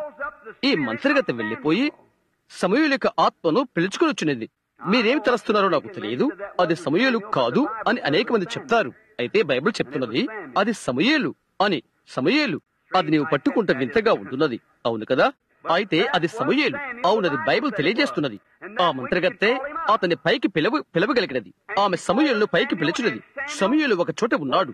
అయితే జరుగుతున్నది ఏదో జ్ఞప్తిని కలిగి ఉన్నాడు అతను. జరిగిన దాని గురించి అతను ఇంకా ప్రవక్త దుప్పటి తన మీద వేసుకుని ఉన్నాడు. కాబట్టి సహోదరుడా, నీవు చనిపోయినప్పుడు నీవు చనిపోవటం లేదు, నీవెక్కడో ఒక చోట జీవించుచున్నావు. నేను ఒక్క నిమిషము నిలుపు చేయనివ్వండి. ఈ దయ్యపు శాస్త్రము మరికొద్ది లోతుగా వెళ్ళటానికి ఆమె దయ్యం. అయితే ఆత్మ ప్రపంచానికి ఆమెంతో సమీప సంబంధము కలిగి ఉన్నది. ఈ రోజు క్రైస్తవులను చెప్పుకునే వారి కంటే అనేక మంది ఆత్మ పారమార్థిక బోధ చేయవారికి ఆత్మ లోకమును గురించి మరెక్కువ తెలుసు. అయినప్పటికీ ఆమె దయ్యమే. బైబిల్ యొక్క కాలాల్లో అది అలాగే జరిగినది. యేసు భూమిపైన ఉన్నప్పుడు అక్కడ వేదాంతులు, పండిత పారాయణులు ఉన్నారు. అందులో కొందరు నేటి ప్రపంచ ప్రఖ్యాతిగాంచిన గొప్ప సెమినరీలు ఉత్పన్నము చేయవారి కంటే గొప్పవారు. వారు ప్రఖ్యాతిగాంచిన పరిశుద్ధై వారు ఉండవలసి ఉండెను. ఒక లేవిని చూసినట్లయితే అతని ప్రతిదాని యందు నిర్దోషి, నీతిమంతుడై ఉండవలసి ఉన్నది. అయినప్పటికీ కూడా ఆ మనుషుడికి కుందేళ్లు మంచులో తన కాళ్ళు అడుగులు ఎలాగా కనబడకుండా ఉంటావో, ఎలాగ తెలియకుండా ఉంటావో, అంతకంటే ఎక్కువగా అతనికి ఏమీ తెలియదు. యేసు వచ్చినప్పుడు ఆయన గుర్తించలేకపోయారు. వారు యేసును దయ్యమని పిలిచారు.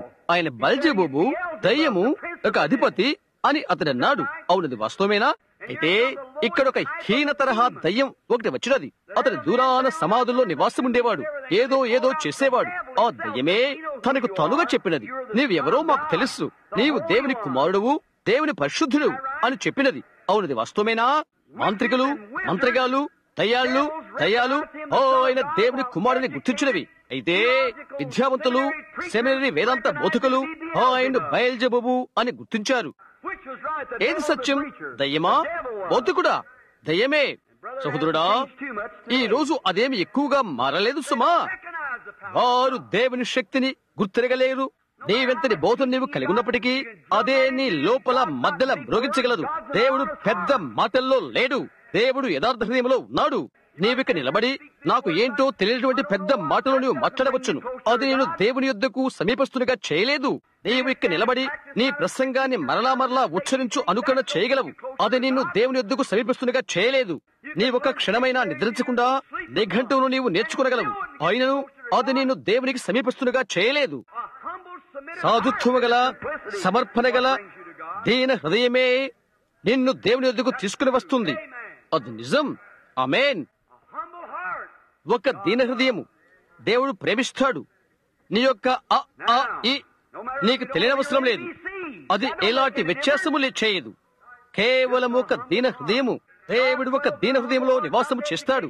విద్యలో కాదు, పాఠశాలలో కాదు, వేదాంత విద్యలో కాదు, సెమినరీలో కాదు, మిగతా ఇతరత్ర స్థలాల్లో కాదు, పెద్ద పెద్ద మాటల్లో కాదు, ఘన గంభీర స్థలాల్లో కాదు. దేవుడు నరు హృదయంలో నివాసం ఉంటాడు. నీకు నీవుగా ఎంతగా తగ్గించుకుంటావో, ఎంత దినుడవై ఉంటావో, దేవుని దృష్టిలో నీవంతగా గొప్పవాడవుతావు. నేను ఒకటి మీకు ఇవ్వనివ్వండి. ఇక్కడ మీ పొలములో గోధుమతో నిండి ఉన్నవి. గోధుమ కంకి బాగా పండినప్పుడు అది ఎప్పుడూ తగ్గించుకుంటున్నది. ఒక చిన్న పాతదైన పొలల చెట్టు చుట్టూ విరజంపుకుంటున్నది. దానికంతా తెలుసును అని అన్నట్లు అది దాని గింజ స్థానానికే రాలేదు కూడా. అలాగుంటున్నది ఇక్కడున్న కుర్ర వాళ్ళ సంగతి. వారికి అంతా తెలిసినట్లుగా వారి హృదయంలో ఏమీ ఉండదు. లేక పరిశుద్ధ శిరస్సు అధికారంలోకి తలెగ్గుతున్నది. యేసుక్రీస్తు దేవుని కుమారుడిని గుర్తించి ఆయన కార్యాలను నమ్మును. మరియు ఆయన నిన్న నేడు ఒక్కడి రీతిగా ఉన్నాడు. వారు ఆయన గుర్తించారు. నిజం. చరిత్రలో అది ఒక మైలురాయి. అయితే అది ఒక చరిత్ర విషయం కాదు. ప్రజలు లేచి ఇలా చెప్తారు, ఓ నేను పెంతెకోస్తు నమ్ముతున్నాను, వారిక్కడ కృమ్మరింపు అలాంటిదొకటి జరిగినప్పుడు అగ్నిని పూతపూయుట. గడ్డె కట్టికపోతున్న ఒక మనిషి పూత పూసిన అగ్ని చేత వేడి కాలేడు. పూత పూసిన అగ్ని వేడిని పుట్టించలేదు. అదే వారు కలిగి ఉన్నారు. ఆయన ఏమై ఉన్నాడు ఈ రోజు? ఆయన నిన్న నేడు యుగ యుగాలు ఒక్కడి రీతిగా ఉన్నట్లయితే ఈ దినాన అది ఏమై ఉన్నది? అది పూత పూసిన అగ్ని. ఒకటి గడ్డె కొట్టుకుని చనిపోతున్నప్పుడు చెప్తున్నాడు, వారికున్న ఆ పెద్ద అగ్నిని చూడు, అది నీకు వేడిని పుట్టించలేదా? ఎంతకోసం దినాన వారు ఏమి చేశారు? కొత్త నిబంధన ఆరంభ దినాలలో వారు ఏమి కలిగి ఉన్నారు? ఈ రోజు మనం ఏమి కలిగి ఉన్నాము? దేవుడు వస్తువులు తీసుకుని ఇస్త్రీ చేసిన వెంటనే సంఘము ఏకమైపోతున్నది, రాకడ వస్తుంది. అయితే దైవిక స్వస్థతకు సహా మన విశ్వాసాన్ని పొందలేము. రాకడ మాత్రమే అవుతున్నది. ఎందుకంటే మనమంతా తలకిందులైపోయాము. ఒకరు ఈ వైపునకు, మరొకరు మరోవైపునకు. ఫలాని డాక్టర్ ఏది అది అని చెప్పాడు. నా బోధకుడు చెప్పాడు ఇది, ఆయన ఇది అని. కొద్దిసేపటి క్రితము ఒక స్త్రీ అన్నది అతడి కేవలం నకిలీవాడు అని. ఇంకా అన్నది మా పూజారి అది చెప్పాడు అని చెప్పినది. ఆమె యొక్క పూజారి ఒక్కసారి ఇక్కడికి రమ్మని ఆమెను కోరుతున్నాను. ఎవరు నకిలీవాడో చూచుకుంటూ కొరకై. అవునా? ఎవరు నకిలీవాడో మనం చూద్దాం, వచ్చి ప్రయత్నించవచ్చును. ఇక్కడే కొంచెం కాలం క్రితము టెక్సాస్ లోని హాలింగన్ లో అక్కడ మాకు ఒక కూడిక ఉన్నది. నేను ఇక్కడికి వెళ్లిన ఆ రాత్రి వారి కారుల మీద వారికి పెద్ద గుర్తులున్నవి. FBI నన్ను ఒక ఫకీరుగా, ఒక నకిలీవాణిగా అక్కడ నిరూపణ చేయనయ్యున్నది అని. కనుక ఒక చోట అక్కడ టెక్సాస్ లో ఒక చిన్న అమ్మాయి స్వస్థత పొందుకుని ఉన్నది. ఆ పాన్ హ్యాండిల్ నుండి 1000 మైళ్ళ దూరం నుండి ఆమె వచ్చిందనుకుంటాను. ఇదైతే హాలింగన్ లో సరిహద్దు ప్రాంతంలో ఉన్నది. సోదరు బాక్సర్ వచ్చి అన్నాడు, సోదరు బ్రహ్యాం, ఆ గుంపుని వెన్నడూ చూడలేదు. సుమారు 4-5 వేల మంది ప్రజలు. ఇంకా చెప్పాడు, అంతమందిలో ఈ రాత్రి వేళ వేదిక పైన FBI నిన్ను పట్టుకోవడానికై బట్టబయలు చేయలే ఉన్నది అని అన్నాడు. మంచిది, నేను దాని సంతోషంతో ఎదుర్కొనబోతున్నాను అని అన్నాను. అడిగడతడు, గత రాత్రి స్వస్థత పొందిన ఆ చిన్న బాలిక నీకు తెలుసా? నేను నా గదిలోకి వెళ్లిపోతున్నాను. ఒకటి అరవడం లేక ఏడవటం నేను విన్నాను. వెనుదిరిగి చూశాను, ఎవరో ఒకరు ఎదుర్కొన్నారని అనుకున్నాను. అదొక ఆడపిల్ల. నేను వెనుదిరిగి చూశాను. నేను వెనుకకు వెళ్లిపోయాను. అమ్మగారు, ఏంటి సంగతి అని అడిగాను. 17-18 సంవత్సరాల వయసు గల ఆ 2 ఆడపిల్లలు అక్కడ నిలబడి ఉన్నారు. ఒకరినొకరు పట్టుకుని ఏడుస్తున్నారు. సోదరు బ్రహ్యాం అని అన్నారు. నేనంటే వారికి తెలుసని అప్పుడు నేను అనుకున్నాను. అడిగారు వారు, అక్కడి నుండి ఇక్కడకు ఆమె నేను తీసుకుని వచ్చాను అన్నారు. పిచ్చాసుపత్రికి ఆమె వెళ్లవలసి ఉన్నది. టెక్సాస్ లోని లబాక్ లోని ఆ చిన్నమ్మాయి నా కూటమికి వచ్చినది. ఈమెను నేను ఇక్కడికి తీసుకుని వస్తే నీవు ఆమెకు ప్రార్థన చేస్తావని నాకు తెలుసు. దేవుడు ఆమెను స్వస్థత చేస్తాడని నాకు తెలుసును అని చెప్పారు. ఓహో, ఎంతటి విశ్వాసం అని నేను అనుకున్నాను. నీవు ఆమె తీసుకుని రాగలవా అని అడిగాను. వెంటనే అన్నాను, సహోదరి, నీవు ఇక్కడికి ఎల్లో రోస్టర్ కారులో వచ్చావు కదా? అవును అని అన్నదామె. అవును అని అన్నదామె. నేను అడిగాను, మీ అమ్మ చచ్చుబడిపోయింది కదా?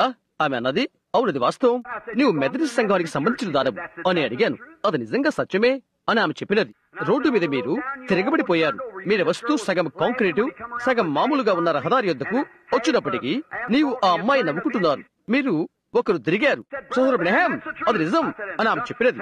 ఈ అమ్మాయి స్వస్థత పొందుకుంటున్నది అని యెహోవా ఇలాగ సెలవిస్తున్నాడు అని నేను చెప్పాను. ఆ తర్వాత రోజు ఆమె పట్టణానికి నిప్పు అంటించినట్లుగా చేసినది. ప్రతి చోటుకు వెళ్లి ప్రతి ఒక్కరికి చెప్పినది. ఆమె అక్కడ ఎవరో వారికి తెలియదు. ఆమె ఆ పరిస్థితిలో ఉన్నది, లేనిదో వారికి తెలియదు. ఆ తర్వాత ఆ రోజున సహోదరు బాక్సర్ వచ్చి అన్నాడు, సహోదరు బ్రహ్యాం, ఆ అమ్మాయిలు అక్కడున్న ఆ అమ్మాయిలు వారి సరంజామా మూట అంతా కట్టుకుంటున్నారు. అయితే నేనెరిగిన ఈ ఒక్క విషయం అతనికి తెలియదు. మా డబ్బు అయిపోబోతుంది. దాన్ని గూర్చి అతనితో మాట్లాడలేదు. అయితే ఆ అమ్మాయిల్లో ఒకరు ముందు జరిగిన రాత్రిలో $900 చందా వేసినది. ఆ ధనం పైన వేసినది. ఈ రోజు వరకు అది అతనికి తెలియదు. నాకైతే అది తెలుసు. చూశారా, అది సరిపోతుందని దేవుడు చెప్పిన దానికి అది సరిగా ఉండును. దేవుడు చెప్పాడు. అది సోదరు బాక్సర్ చెప్పాడు, సోదరు బ్రహ్యాం, నీవు నన్ను కొద్దిగా లాగనివ్వడం మంచిది. ఇంకా అన్నాడు, ఇక్కడ ఈ ప్రజలను లాగినటువంటి కొందరు దైవిక స్వస్థత జరిగించువారు వారికి కొందరు ఇక్కడ ఉన్నారు. నే అన్నాను, లేదండి, నీవు చేయకూడదు. సోదరు బాక్సర్, ఆ విధంగా డబ్బు కొరకై నీవు ప్రజలను లాగినట్లయితే సహోదరులుగా నీవు నేను ఒకరి చేయి ఒకరు కలిపితే సమయం అదే అవుతున్నది. నేను ఒంటరిగా వెడతాను. గమనించారా? నేను చెప్పాను, నీవది చేయకూడదు. నే అన్నాను, 1000 కొండల మీద పశువులన్నీ దేవునివి, మిగతావన్నీ ఆయనకి సంబంధించినవే. నేను ఆయనకి సంబంధించిన వాడను. నన్ను గురించి ఆయన జాగ్రత్త తీసుకుంటాడు. సరే, మంచిది అని అన్నాడు అతడు. అదే రాత్రి అతను చెప్పాడు, సోదరు బ్రహ్యాం, ఇలా చూడు, ఇటు చూడు, ఇక్కడ ఒక లిఫాఫా కప్పిన కాగితం ఉన్నది. దాని మీద పేరు లేదు. అందులో $900 బిల్లులు అందులో ఉన్నవి. మేం పట్టుకోవటానికి ఎంత అవసరమో, మనకెంత అవసరమో అంత ఖచ్చితంగా అదే. సహోదర బాక్సర్ నన్ను క్షమించు అని అన్నాడు అతడు. కనుక అది ఆ అమ్మాయి అని నాకు తెలుసు. కాబట్టి ఆ మరుసటి రోజు సహోదర బాక్సర్ చెప్పాడు, సహోదర అబ్రహాం అక్కడ వారి బట్టలు వారు మూట కట్టుకుంటూ ఏడుస్తూ ఉన్నారు. ఏం జరిగింది అని అడిగాను. నీవే అక్కడికి వెళ్లిపోయి వారిని చూడటం మంచిది. వారున్న గది ఎదుకు నేను వెళ్ళాను. ఎలాంటి గదిలో వారు ఉన్నారా అని అడిగాను. నేను వెళ్లిపోయి తలుపు తట్టాను. వారు ఏడవటము నేను విన్నాను. నేను తలుపు తట్టాను. అమ్మాయి తలుపు ఎద్దుకు వచ్చి ఆమె ఇలా అడిగినది, ఓ సహోదర అబ్రహాం నన్ను ఎంతగానో క్షమించు, ఈ ఇబ్బంది అంతా నీకు కలుగు చేశాను అని అన్నదామె. నేను అడిగాను, ఇబ్బందా సహోదరి, ఏంటి విషయం? నా వలన FBI వారు నిన్ను వెంటాడుతున్నారు. ఓ నిజమా? సరే అని అడిగాను. అవును అని ఆమె చెప్పినది. ఇంకా అన్నదామే, నేను ఎక్కువగా పట్నమంతా సాక్ష్యం ఇచ్చాను అని నేను ఊహిస్తున్నాను. ప్రతిదీ కూడా చెప్పాను. లేదు అని అన్నాను. ఆమెనది, సహోదర అబ్రహాం FBI అక్కడే ఉన్నారు. నేను ఈ రాత్రి బట్టబయలు చేయబోతున్నారు. సరే మంచిది. నేను ఏదైనా పొరపాటు చేసినట్లయితే నేను బట్టబయలు చేయబడవలసి ఉంటున్నది. అవును నేను చెప్పాను, తప్పక సువార్త ప్రకటించుట బట్టబయలు కావలసినట్లయితే మంచిదే, మనం అది చేద్దాం. అవునా నేను చెప్పాను, నేను ఈ బైబిల్ ద్వారా బ్రతుకుతున్నాను. ఈ బైబిల్ ఏమి చెప్పినదో ఇది నా పరిరక్షణ ఇక్కడే. అవును ఆమె చెప్పినది. సరే నేనేం చేసిన దాని కొరకే క్షమాపణ కోరుతున్నాను. సహోదరి నీవేమి చేయలేదు అని అన్నాను. నీవెక్కడకు వెళ్ళటకు భయపడలేదా అని ఆమె అడిగినది. లేదు అని అన్నాను. ఆమె చెప్పినది, FBI అక్కడే ఉన్నారు. నేను అన్నాను, మంచిదే, వారు రక్షించబట్టక మునుపు నా కూటానికి రావడం మంచిదే మిస్టర్ ఆల్ ఫెరర్ అని నేను చెప్తున్నాను. నేను చెప్పాను, కెప్టెన్ ఆల్ ఫెరర్ ఆ షూటింగ్ గ్యాలరీలోనే అక్కడనే రక్షించబడ్డాడు. వాషింగ్టన్ లోని టకామా అతని యొక్క మార్పును గురించి మీలో అనేక మంది మీకు తెలుసును. అతని కూటానికి వచ్చాడు. ఈ విధంగా అతను చెప్పాడు, 2 సంవత్సరాల నుంచి నేను ఈ మనిషిని వెంటాడుతున్నాను. డబ్బును గురించి నేను విన్నాను. నేను ఇది కనిపెట్టాను. ప్రతి చోటుకు వెళ్ళాను. అతను ఇంకా చెప్తున్నాడు, ఇది సత్యం. ఈ రాత్రి ఒక మూఢభక్తిని వినటం లేదు, ఒక సత్యాన్ని మీరు వింటున్నారు. ఇలా చెప్పాడు అతడు. నేను ఎరిగిన అందులో ఒకరు పోలీస్ ఫోర్స్ లో ఉన్నారు. అతని బిడ్డను ఒక వైద్యుడు చూచి ప్రార్థనా వరుసలోకి అతన్ని పంపాడు. ఇంకా చెప్తున్నాడు, బిడ్డకు ఏ బలహీనతో ఏమి జరిగినదో ఖచ్చితంగా చెప్పబడినది అని చెప్పాడు. ఇంకా అన్నాడు, 8వ రోజు ఆ బిడ్డ బడిలో ఉంటాడు. అది ఒక పోలియో కేస్. ఇంకా చెప్పాడు, 8వ రోజు బిడ్డ తిరిగి బడికి వెళ్ళాడు. అతను చెప్పాడు, 10,000 మంది ప్రజల ముందర చెప్పాడు, 2 సంవత్సరములు నేను అతన్ని వెంటాడాను. దాని పటం అక్కడ ఉన్నది. సీటెల్ కూటము మీ పుస్తకంలో ఉన్నది. అతను చెప్పాడు, మీరందరూ తెలుసుకోవాలని కోరుతున్నాను. మీరేదో ఒక మత సంబంధమైన కంపనము వినట్లేదు, మీరు సత్యాన్ని వింటున్నారు. కెప్టెన్ ఆల్ ఫెరర్ అతడు. తరువాత రోజు దేవుని యొద్దకు నేను అతన్ని నడిపించాను. అతనున్న పెద్ద స్థలంలో షూటింగ్ గ్యాలరీలో అతను పరిశుద్ధాత్మ బాప్తిసం పొందుకున్నాడు. నేను చెప్పాను, బహుశా ఇతడు కూడా అదే చేయవచ్చునేమో. నీవక్కడ వెళ్ళటానికి భయపడలేదా అని ఆమె అడిగినది. భయమా? ఎందుకు? నిజంగా భయపడలేదు. అది చేయడానికి దేవుడే నన్ను పంపినప్పుడు నేను ఎందుకు భయపడాలి? యుద్ధంలో పోరాడువాడు ఆయనే, నేను కాదు సుమా. కనుక నేను చెప్పాను, ఇప్పుడు మీరందరూ దూరంగా ఉండాలని నేను కోరుకుంటున్నాను. ఆ రాత్రి కూటానికి మేము వెళ్ళాము. స్థలాలని నిండిపోయినవి. అక్కడున్న కాపలాదారుడు వచ్చి, రెవరెండ్ అబ్రహాం, నేను 10 మంది మెక్సికో పిల్లలను అద్దెకు తెచ్చాను. ఇలా చూడు రెవరెండ్ అబ్రహాం, ఈ రాత్రి FBI ద్వారా ఒక మూఢభక్తి మతపిచ్చి వానిగా బట్టబయలు కాబోతున్నాడు. లేదు అలాంటి వాని వలే అని అన్నాడు. అటువంటిదంతా వారి కార్లపై ఉన్నది. అతడు అన్నాడు, నేను 10 మంది చిన్న మెక్సికో పిల్లలను అద్దెకు తెచ్చాను. వారందరినీ ఇక్కడ పెట్టబోతున్నాను అన్నాడు. ఓ అతన్ని పట్టుకోవాలని నేను భావిస్తున్నాను. నేను అన్నాను, భయపడిన అవసరం లేదండి, దేవుడు అతన్ని పట్టుకుంటాడు. అవునా? అతని అలా ఉండనివ్వము. కాబట్టి అతని ఇక్కడికి వచ్చాడు. మేము లోపలికి వచ్చిన ఆ రాత్రి నేనెన్నడూ మర్చిపోను. గదిలోకి వెళ్లిపోయాను. సోదరు బాక్స్టర్ ఓన్లీ బిలీవ్ పాట పాడాడు. అతను ఇలాగ చెప్పాడు, సోదరు అబ్రహాం, ఈ రాత్రి మనలను భవనం విడిచి వెళ్ళై ఉన్నామని చెప్తున్నాడు. నేను వెనుకకు వెళ్లిపోయి వెనకాల కూర్చోబోతున్నాను అని అన్నాడు అతడు. వారు అతన్ని ఈ రాత్రి వేదిక యొద్ద బట్టబయలు చేయబోతున్నారు అని అతడు చెప్పాడు. అనేకమైన కఠిన పోరాటంలో దేవుడు అతని పక్షముగా ఉండి నేను చూశాను. నేను వెనుకకు వెళ్లి కూర్చోబోతున్నానని అతడు చెప్పాడు. నేను ఎక్కి వెళ్ళాను. నేను చెప్పాను, ఇక్కడే వేదిక యొద్ద ఈ రాత్రి నేను బట్టబయలు కాబోతున్నానని ఒక చిన్న వ్యాసాన్ని నేను చదువుతున్నాను. నేను అన్నాను, FBI ఏజెంట్లు ఇప్పుడు ముందుకు వచ్చి ప్లాట్ఫామ్ యొద్ద నన్ను బట్టబయలు చేయాలని నేను వారిని కోరుకుంటున్నాను. నేను చెప్పాను, సువార్త పరిరక్షణ నిమిత్తమై నేను ఇక్కడ నిలబడి ఉన్నాను. మీరు వచ్చి నన్ను బట్టబయలు చేయవచ్చు. నేను ఎదురు చూశాను. బహుశా వారెక్కడ లేరేమో అని అన్నాను. నేను ఎక్కడ ఉన్నానో అది నాకు తెలుసు. అక్కడ ఉన్న గదిలో ఏమి జరగనై ఉన్నదో ఆయన ముందుగానే నాకు చూయించాడు, నేను విడిచిపెట్టక ముందు. అవునా? నేను అన్నాను, బహుశా కొద్దిసేపు నేను వేచి ఉంటాను. మనం ఒక పాట పాడవచ్చునేమో. ఒకరు వచ్చి ఒక సోలో లేక ఒక ఆలాపన పాట పాడతారు. నేను అడిగాను, మిస్టర్ FBI ఏజెంట్ గారు, నీవు లోపలున్నావా బయటున్నావా? నేను బట్టబయలు అగుటకై ఎదురు చూస్తున్నాను, ముందుకు రాగలవా? ఎవ్వరూ రాలేదు. అది ఎక్కడ ఉందా అని నేను ఆశ్చర్యపడుతున్నాను. అది ఏమైనది ప్రభు నాకు చెప్పాడు. అది పడిపోయిన 2 బోధకులు. నేను ఎదురు చూస్తూనే ఉన్నాను. ఒక మూలన ఒక నల్లని నీడ వేలాడుతుండటం నేను చూశాను. అది ఎక్కడున్నదో నాకు తెలుసు. నేనెక్కడికి చూశాను. అది కదలతూ వెళ్లిపోయి గ్యాలరీలోకి ఈ విధంగా వెళ్ళినది. ఒకడు నీలిరంగు సూటి వేసుకుని ఉన్నాడు, ఇంకొకడు బూడిద రంగు సూటి వేసుకుని ఉన్నాడు. నేనన్నాను, స్నేహితులారా, FBI వారు ఎవ్వరూ లేరు. బైబిల్ బోధన గురించి FBI వారికి ఏమి అవసరం? నిజంగా ఏమీ అవసరం లేదు. నన్ను బట్టబయలు చేయటానికై 2 FBI ఏజెంట్లు లేరు. అయితే ఇదిగో ఇక్కడ బయలుపడినది. వారు అక్కడే కూర్చుని ఉన్నారు. వారు 2 బోధకులు. వారు దిగారు. నేను అడిగాను, ఆ విధంగా దిగవద్దు. అక్కడ 2 పెద్ద టెక్సాస్ సంబంధించిన వారు అక్కడికి వెళ్లి వారిని పట్టుకోబోతున్నారు. వద్దు సహోదరులారా, వద్దు అని నేను చెప్పాను. ఇది రక్త మాంసములకు సంబంధించినది కాదు. నెమ్మదిగా కూర్చోండి, దాని గురించి దేవుడు చూసుకుంటాడు. నే అన్నాను, చూడండి సహోదరులారా, మీరు అక్కడనే ఉండి ఈ వైపు చూడండి. మీరు నన్ను అన్నారు, నేను గారడీవాడైన సిమోను అని. అది మంత్రం చేత జరిగేది. నేను ప్రజలను మోసం చేస్తున్నానని మీరు అన్నారు అని నేను అడిగాను.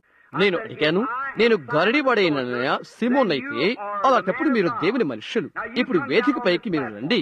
నేను గారడీవాడైన సిమోన్ అయితే దేవుడు నన్ను మొత్తును కాక. నేను దేవుని యొక్క ప్రవక్తనైతే మీరు రండి. దేవుడు మీరు మరణించడానికి మొత్తునుగాక. ఎవరు నిజమో ఎవరు తప్పుడు వారో మనం చూద్దాం. మీరు రండి క్రిందకు. ఒక పాట మనం పాడుదాం. ఆ భవనం నుండి వెళ్లిపోయారు వారు. అప్పటి నుండి మరి ఎన్నడూ వారిని చూడలేదు. చూశారా? నేను చెప్పాను, గాడివాడైన సిమోను నేనైతే నేను చనిపోవుటకు దేవుడు నన్ను మొత్తును కాక. నేను దేవుని యొక్క ప్రవక్తనైతే మీరు ఈ వేదికపై వచ్చినప్పుడు మీరు చనిపోవుటకు దేవుడు మిమ్మల్ని మొత్తును. దేవుని ఎదుట నేను సత్యమైనట్లయితే ఈ వేదిక యొద్ద దేవుడు మిమ్మల్ని చంపును. వారిది బాగుగా ఎరుగుదురు. అవునది వాస్తవం. వారు బాగుగా ఎరుగుదురు. ఇతర స్థలాలు వారికి కఠినంగా ఉన్నవి. అవునది వాస్తవం. కనుక ఎన్నడూ అలా ఆలోచన చేయవద్దు. అయితే దేవుడు ఇంకా దేవుడై ఉన్నాడు. ఆయన జవాబు ఇచ్చును. మరిప్పుడు ఈ ఎన్డోర్ అనే కన్నపిచాచి సమూయేలు ఆత్మను పిలిచినది. సౌలు సమూయేలుతో మాట్లాడాడు. అది ఎలా జరిగినదని మీరు ఆశ్చర్యపోవచ్చును. ఈ రోజు అది జరగదు, అనగా సాధ్యపడదు. లేదండి. ఎందుకనగా కోడిల యొక్కయు మేకల యొక్కయు రక్తము కాలము యొక్క నెరవేర్పు కొరకే ఉండెను. బోధకులు అది నిజమేనని మీరు తలస్తే నన్ను బలపరచండి. మీరు ఒక మనుషుడు చనిపోయినప్పుడు ఒక జంతువు పాప ప్రాయశ్చిత్తార్థము కింద అతడు ఉంటాడు. అతని యొక్క ఆత్మ పరదేశకు వెళ్లిపోయినది. అక్కడ అతడు విమోచన దినం వరకు ఉంటాడు. అతని ఆత్మ అక్కడ ఉంటున్నది. ఇక్కడ ఒక చిన్న పఠాన్ని గీనివ్వండి. అక్టోబర్ నవంబర్ మాసాల్లో రీడర్స్ డైజెస్ట్ ఆ పత్రిక, అందులోని విషయాలు, నేను వ్రాసిన వ్యాసం, నన్ను కూర్చున్న వ్యాసం ఎంతమంది చదివారు? అది ఏ విధంగా ఉన్నదో మీరు గమనించారా? దానికి ముందు 2-3 వారాలకు ముందు ఎంతో కాలం నుండి ఈ ప్రఖ్యాతి గాంచిన ఈ మంత్రగత్తె ప్రయత్నించినది మిస్ పెప్పర్. రీడర్స్ డైజెస్ట్ అందులోని మిస్ పెప్పర్ వ్యాసం ఎవరైనా చదివారా? ఈ 2 ఆత్మలు అలాగే ఉండటం ఎంతైన సంగతి కాదా? ఇక నాకెంత సమయం ఉన్నది? కొద్దిగా మాత్రమే. 20 నిమిషాలు దాటాను. నేను తొందరపడవలసి ఉన్నది. చూడండి, 1 నిమిషం కొరకే నన్ను క్షమించండి. ఒక అబద్ధమది ఉంటున్నది. అది మీకు తెలుసా? ప్రతి ఒక్క దానికి ఒక నిజమైనది, ఒక అబద్ధము ఉంటున్నది. నేను $1 మీకు ఇచ్చినట్టయితే ఇది మంచి డాలరేనా అని అడిగితే మీరు అది చూస్తారు. నిజమైన డాలర్ కంటే అది ఎంతో మంచిగా కల్పించవచ్చును, లేదా మీరు దాన్ని నమ్మకపోవచ్చును. అవునా? కాబట్టి అది ఎంతో ఒక నిజమైన పోలికై ఉంటున్నది. కడవరి దినాలలో 2 ఆత్మలు సాధ్యమైతే ఏర్పరచుకున్న వారి సహితము మోసం చేయనంతగా ఉండును, అనగా భక్తులుగా ఉండే ప్రజలు అని యేసు చెప్పినట్లయితే, ఇప్పుడు గుర్తుంచుకోండి, వారిలో ఎటువంటి నిలువెచ్చని చల్లనివి లేవు. బాహ్యంగా అలా పైకి భక్తి కలిగిన వారిగా ఉంటారు. చూశారా? అయితే ఈ 2 ఆత్మలు నిజమైన ఆత్మలు ఏర్పరచుకున్న వారిని సహా మోసం చేయుచుండగా మోసం చేయనంతగా సమీపంగా ఉంటవి. కడవరి దినాల్లో అవంతగా ప్రక్కగా పనిచేస్తున్నవో చూడండి. యేసు అది చెప్పలేదా? ఆయన చెప్పాడు. స్నేహితులారా, గమనించండి, నేను ఒక చిన్న పటము గీయబోతున్నాను. 1 నిమిషం మీరు ఇలాగా చూడాలని కోరుతున్నాను. క్షణం లేకుండా మీరు నన్ను వీక్షించండి. ఎందుకనగా నేను మీకు ఒక ఉపమానాన్ని ఇవ్వబోతున్నాను. అప్పుడు మీరు అది చూస్తారు. అక్కడ రీడర్స్ డైస్ లో ఇలా వ్రాశారు. నేను ఇక్కడ నిలబడి ఉన్నాను. ప్రార్థన చేర్చుకోవడానికై 2700 మంది అక్కడ ఉన్నారు. అక్కడ బయట నిలబడి ఉన్నారు. మీరు ఆ వ్యాసం చదవండి. ఒక మనిషి కెనడా నుండి వచ్చాడు. కెనడా నుండి అతనికి ఒక చిన్న బాలుడు ఉన్నాడు. మేయో జాన్ హాప్కిన్స్ వద్దకు తీసుకుని వచ్చారు. అపాయకరమైన మెదడు జబ్బు. అది అతని చేతులు ఇలా గిచ్చినది, దాని క్రింద కాళ్ళు ఇలాగే గిచ్చినది. వారు చెప్పారు, ఎటువంటి శస్త్రచికిత్స కానీ మరి ఎటువంటిది జరిగించబట్టం వీలు పడదు అని వారు అన్నారు. కాబట్టి అతడు కెండాకు తిరిగి తీసుకుని వెళ్ళాడు. అతడు చెప్పాడు, నేను ఇంకా కొడాతో కొట్టలేదు అని. నవంబర్ మాసపు రీడర్స్ డైజెస్ట్ మీకు దొరికితే అక్కడ డోనీ మార్టిన్ యొక్క మహాద్భుతం అని అది పిలువబడుతున్నది. తర్వాత మరలా అది ఇలా చెప్పబడినది. ఆ మనుషుడు చెప్పాడు, నేను ఇంకా కొడాతో కొట్టలేదు, ఎందుకనగా విశ్వాసంతో స్వస్థపరచు విలియం బ్రెన్హామ్ అని పేరు గల ఒకరు నాకు తెలుసు. అది చెవుడు మూగవారైన ఇద్దరు నా స్నేహితులు అక్కడ బాగుపడ్డారు, విన్నారు, మాట్లాడారు. నేను ఇంకా అమెరికాలో ఎక్కడున్నానో తెలుసుకుంటకై ప్రయత్నం చేశారు. నేను కోస్టా మెసా కాలిఫోర్నియాలో ఉన్నాను. అదొక వ్యాసం. మీరు దాన్ని చదివితే మీరు ఏడుస్తారు. మీ గుండెను అది బద్దలు చేస్తున్నది. ఏ విధంగా అతడు ఆ బిడ్డను తీసుకుని మంచు కొండల గుండా వెళ్ళినది మొదలైనది అతను చెప్పాడు. ధోని జాగ్రత్త, అతడు అన్నాడు, మనం ఓడిపోము. ఆ చిన్న బాలుడు చివరకు చిన్నగా నవ్వలేకపోయాడు, ఎంతో జబ్బుపడిపోయాడు. అతడు అన్నాడు, మనం ఓడిపోము, మనము దేవుని అడగబోతున్నాం, మనము దేవుని యొక్క ప్రవక్త వద్దకు వెళ్లి అతను అడుగుదాం. కాబట్టి వారు మంచులోనే వచ్చారు. చివరికి వారు అక్కడికి చేరుకున్నారు. తల్లి వారితో కలిసి వస్తున్నది. విమానంలో వచ్చుటకు వారి యొద్ద తగినంత డబ్బు లేదు. అందుచేత తల్లిని వెనుకకు పంపించారు. ఆ బాలుడు తండ్రి బస్సులో రావాల్సి ఉండను. ఏ విధంగా వారు విన్నిపెగ్ కెనడా, అక్కడ నుండి కోస్టా మెసా కాలిఫోర్నియాకు వారు అందులోకి వచ్చారు. చెరిగిపోయినవి 7-8 సంవత్సరాల చిన్న పిల్లవాడు. తండ్రి చెప్పాడు, చిన్న తువాల మార్చబడవలసి వచ్చాను. ఏ సహాయము లేని స్థితిలో ఉండిపోయాడు. తినటానికి మరేం చేయటానికి వీలుని స్థితిలో ఉండిపోయాడు. అతను మాట్లాడటానికి తన చిన్న బాలుడు విన్నాడు అని చెప్పాడు. అతని కళ్ళతో చూచిన దారిని అతను చెప్పగలిగాడు. అతను నవ్వుటకు ప్రయత్నం చేశాడట. తెలుసా, అతడు అమెరికాలో చూస్తున్న పలు విధమైన దృశ్యాలను అతను చెప్పాడు. వారికి చేరి కాలిఫోర్నియాకు చేరి ప్రయాణికులకు సహాయపడేవానితో ఏమి చుట్టుకై వచ్చాడో అతను చెప్పాడు. అతను అడిగాడు, దైవికమైనదేదో చుట్టుకు వచ్చాను అని చెప్పాడు. పెద్ద ప్రశ్న అది. ఏ అమెరికా అది చెప్పగలదో మీరు ఊహించండి. చూశారా, అది మనమెంతో తెలివైన వారం. మనకంతా తెలుసును, అవునా? ఏది మనము చెప్పనవసరం లేదు, మనమంతా వ్రాసుకున్నాం. చూశారా? కాబట్టి ఏ దైవికమైనది కెనడాలోని విన్నిపెగ్ నుండి వచ్చుట, ఎందుకని అది భయంకరమైనదని వారు తలంచారు. భయంకరమైనదని. ఎలాగైతేనేం వార్తాపత్రిక అంటించిన కారు ఒకటి అతని కొరకై పంపించబడినది. అతను చెప్పాడు, వారు వరుసలోకి చేరుకున్నప్పటికీ ఎక్కడున్నదో అక్కడే 2700 మంది ప్రజలు ప్రార్థన చేయించుకుంటూ కొరకై ఎదురు చూస్తూ ఉన్నారు. అయితే అతను చెప్పాడు, ఆ కురిపి అయిన ఆ చిన్న బాలుని చిరిగిపోయిన కోటు వేసుకుని తలపాగతోనున్న అతని తండ్రి వారంతా చూచి ప్రతి ఒక్కరూ ప్రక్కకు జరిగి అతనికి స్థలమిచ్చారు. అతను వేదిక ఎదుకు వచ్చినప్పటికీ ఒక ప్రార్థనా కార్డు మార్చుకుంటా చట్టాలకు విరుద్ధం. ఒకరు తప్పక కూటానికి రావాల్సి ఉన్నది. తన సొంత కార్డు పొందవలసి ఉంటున్నది. టీవీలో వర్షంలోనికి వచ్చి ఒకరి కొరకై ప్రార్థనా కార్డును మార్పు చేసుకున్నట్లయితే ఆ ప్రార్థనా కార్డు చెల్లదు. అవును, ఎందుకంటే హెచ్చరికలు వినటానికై అది ఏ విధంగా పొందుకోవాలో తెలుసుకుంటానికై నీవు రావాల్సి ఉన్నది. అది నీకు సంబంధించినది. మరొకరి కోసం నీవది పొందుకోలేవు. నీకై నీవు పొందుకుంటుకోయి నీవే రావాల్సి ఉన్నది. కనుక నీ వింటావు. ఒక పెద్ద వ్యక్తిలకు చెప్పాడు, ఈ విషయాలను ఎంతగా నమ్మను అని అన్నాడు. అయితే ఆయనను స్వస్థపరచగలడేమో. చూశారా, వేదిక నొద్ద అది లేనిపోని గడబిడల కలుగు చేస్తుంది. కాబట్టి వారు అది పొందుకోకముందే వారు దాన్ని ఏర్పరచుకుంటారు. కాబట్టి ఆ అబ్బాయి ఆరంభమై ఇంకా వేదిక నొద్దకు ప్రజల ముందుకు రాగానే అతని ప్రార్థన కార్డు ఏదని బిల్లి అడిగాడు. అతనికి ఏదీ లేదు. ఆ తర్వాత, అయ్యా క్షమించండి అని అన్నాడు. చెప్పాడు, నీవు ఆగవలసి ఉంటున్నది అని అన్నాడు. అతను చెప్పాడు, మంచిది, నేను ఆగుతాను అని అన్నాడు. అతను అందరి మాదిరిగానే నేను ఇటు మరలకుంటాను. తర్వాత చెప్పాడు, ఇది నేను చేయాలని నాకు తెలియదు అని అన్నాడు. నేను ఒకరితో మాట్లాడుతున్నాను, నేను తిలకించడం తటస్థించినది. ఆ తండ్రి వెళ్లిపోవడం నేను చూశాను. ఏంటి సంగతి అని అడిగా. నేను, నాకు ప్రార్థనా కార్డు లేదు అని అతను చెప్పాడు. ఏదో ఒకటి నాకు చెప్పినది, అతన్ని వెనుకకు తీసుకురా అని, అతన్ని ఇక్కడికి తీసుకురా అని నేను చెప్పాను. తండ్రి పైకి వచ్చాడు. కన్నీళ్లు అతని ముఖంపై రలుతున్నవి. గడ్డమంతా పెరిగి ఉన్నది. అతను పైకి వచ్చాడు. రీడర్స్ డైజెస్ట్ లో ఏమి చెప్పినది అక్కడ ఉన్నది. చూశారా, నేను ఎటువంటి ప్రశ్నలు వేయలేదు. నేరుగా బిడ్డ ముఖంలోకి చూచి అది ఎక్కడి నుంచి వచ్చినదో నేను చెప్పాను. అది మేయో వైద్యశాలలో ఉన్నదని, దాని విషయమంతా ఏమై ఉన్నదని, ఏ విధంగా జబ్బుబడినది మొదలగు విషయాలు నేను చెప్పాను. కాబట్టి తండ్రి ఏడ్చుకుంటూ వెళ్లిపోతూ ఉండగా, వేదికను తిరిగి వెళ్లిపోతుండగా, అవునండి అని అన్నాడు. అతను అడిగాడు, అయితే నా బిడ్డకి బ్రతకడా అని. అది నేను చెప్పలేను అని నేను చెప్పాను. ఒక్క నిమిషం ఆగు అని అన్నాను. ఒక దర్శనం నాకు వచ్చినది. నేను చెప్పాను, నీవది నమ్మలేవు.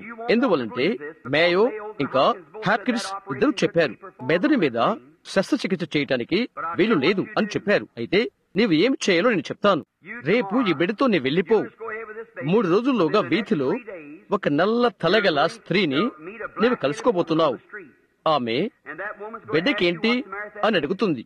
ఆ తర్వాత ఆమె ఒక చిన్న పల్లెటూరు వైద్యుని గురించి అతడు ఆ ఆపరేషన్, ఆ శస్త్రచికిత్స చేయగలని ఆమెకు చెప్తుంది. నీవు దాన్ని నమ్మలేకుంటావు, ఎందుకంటే అది జరిగించడం అసాధ్యము అని మేయో చెప్పి ఉన్నాడు కాబట్టి. అయితే దేవుని శక్తి చేతను, దేవుని కరికరం చేతను నీ బిడ్డకు శస్త్రచికిత్స జరగటం అది ఒకే సదుపాయం అవుతున్నది. నేను ఆయన యొక్క ప్రవక్తను నమ్మినట్లయితే వెళ్ళు, నేను చెప్పినట్లుగా చేయి. ఎలాగంటే హిజ్కియా అంజూరపు కాయలు కట్టినట్టు. అతడు అన్నాడు, అతడు తిరిగి వందనాలు అని చెప్పి వెళ్లిపోయాడు. 2 లేక మరికొద్ది దినాలు గతించిపోయినవి. ఒక రోజున అతడు వీధుల గుండా వెళ్తున్నాడు. ఒక స్త్రీ నడుచుకుంటూ వచ్చి, నీ బిడ్డకి ఏం జరిగింది అని అడిగినది. అది ఒక మెదడు జబ్బు అని చెప్పాడు. అతడు అతను మాట్లాడుతూ వెళ్తున్నాడు. అది ఎంతో భయంకరమైనది అని వారు అనుకుంటున్నారు తెలుసా. అతడు అన్నాడు, కొద్ది నిమిషాలు అలాగే గతించినవి. ఆమె అన్నది, ఆ శస్త్రచికిత్స చేయగలిగిన ఒకరు నాకు తెలుసు. అతడు చెప్పాడు, అమ్మా, మేయో సోదరులు అది విడిచిపెట్టి అది సాధ్యపడదు అని చెప్పారు అన్నాడు. సోదరు బ్రహ్యాం అన్న ఒక మనిషి అందుకొరకు ప్రార్థన చేశాడు. బిడ్డ కొరకు అతడు ప్రార్థించాడు అని చెప్పాడు. ఒక నిమిషం ఆగు, నల్లటి తలకట్టు, బూడిద రంగు కోటు సూటు ధరించి ఉంటున్నది అని అన్నాడు. అది ఆమె. ఎక్కడా వైద్యుడు అని అడిగాడు. అతడు చెప్పాడు. అతన్ని అక్కడికి తీసుకుని వెళ్లారు. వైద్యుడు ఆపరేషన్ చేశాడు. బిడ్డ బాగున్నాడు. అది రీడర్స్ డైస్ లో వచ్చినది. చూశారా? దాని కొరకై మేయో సహోదరుడు పర్యవేక్షణ కొరకై నన్ను పిలిపించారు. రెవరెండ్ బ్రహ్యాం, బిడ్డ కొరకు నీవేమి చేశావు అని అడిగారు వారు. ఏమీ చేయలేదు, నేను దాన్ని ముట్టలేదు. దేవుడు ఏమి చెప్పమని చెప్పాడో అది మాత్రమే నేను చెప్పాను. అతను దానికి విధేయుడయ్యాడు. ఇప్పుడు అందరూ కూర్చుని వింతైన విషయం ఏంటంటే, ఆ తర్వాత 2 వారాల తర్వాత లేదా 2 వారాలకు ముందుగా, బహుశా 1 నెల జరిగిన తర్వాత మిస్ పెప్పర్ వ్యాసము రీడర్స్ డైస్ లో వచ్చినది. ఆమె ఒక నిజమైన మంత్రగత్తె లేక మధ్యవర్తి. ఒకటి నిజమైనది ఉన్నది, మరొకటి అనుకరణ చేయనది ఒకటి ఉన్నది. అక్కడ వారికి ఆ స్త్రీ 1897 సంవత్సరం నుండి ఉన్నది. ఆమె ఇప్పుడు న్యూయార్క్ లో ఉంటున్నది. ఆమెకు 100 సంవత్సరాలు నిండి ఉంటవి. ఒక స్తంభం వల్లే చెవిటిది. అది రీడర్ డేస్ లో నాది వచ్చిన 1 నెలకు లేక 2 నెలలకు అది వచ్చినది. మీరు అది పొందుకోవచ్చును. శరదృతువు ఆరంభంలోని పత్రికలు క్రితం దినం ముందు మిస్ బాక్స్ యొద్ద అది ఉన్నది. దాని గురించి నాకు తలంపు ఉన్నట్లయితే నే అతన్ని ఉండనిచ్చేవాడును, లేదా నేనది చెప్తాననుకున్నట్లయితే అది నా యొద్దనే ఉంచుకునేవాడును. మీ కొరకై నేను తెస్తాను. అది 12-4 పేజీలు ఉంటవి, 14 పేజీలు ఉంటవి. ఆమె కేవలము మామూలు ఇంటి పని మనిషి. ఒకరోజు ఆమె మూర్ఛపోయినట్లుగా అయిపోయినది. ఆ బాధలో ఆమె చనిపోయిన వారితో మాట్లాడుతున్నది. ప్రతి చోట ప్రపంచమంతటికు ఆ స్త్రీని వారు తీసుకుని వెళ్తారు. ఆమెను వారు ఇంగ్లాండ్ దేశానికి తీసుకుని వెళ్లారు. అక్కడ ఏమైనా పొరపాట్లు మొదలై ఉన్నవేమోనని ముఖం పైన ముసుగు వేసుకుని ఎవరైనా రహస్యంగా ఉన్నారేమని అనేక సార్లు ఆమె బట్టలు మార్చారు. వారు గ్రీకు వాడు ఆంగ్లదేశం వాడినిగా ఉన్నట్లుగా ఉన్నాడేమోనని తెలుసుకుంటానికి. అయితే ఆమె అతనికంతా తెలియచెప్పినది. చనిపోయిన తన వారితో ఒకరిని పిలవాలని అతని కోరుకున్నాడు. ప్రపంచమంతటా ఇదిగో ఇక్కడ రీజర్ డైస్ లో ఉన్నది. కొన్ని రాత్రుల క్రితము లేదా కొన్ని నెలల క్రితం వారి సంగతులు కొన్ని బయలుపరచబడినవి. ఒక మనిషి తన తల్లి ఆత్మహత్యని ముద్దు పెట్టుకోవాలనుకున్నాడు. ఆ తర్వాత రోజు పోలీస్ కోర్టులో అది రుజువైనది. అది అతను ముద్దు పెట్టుకున్నది కేవలము అది వెన్న పూసిన కాగిత ముక్క అని రుజువైనది. అనేక మంది ఈ మధ్యవర్తిత్వపు మంత్రగాళ్లను అనుకరణ చేస్తూ ఉంటారు. వారందరూ కేవలము బజారులో కూర్చొని బాతకాన్ని కొట్టేవారు. ఆరంభమందు వారు మధ్యవర్తులు కారు. వారంతా కేవలము అనుకరణ చేసే మోసం చేసేవారు. అయితే ఒక నిజమైన మంత్రగత్తె ఉన్నది.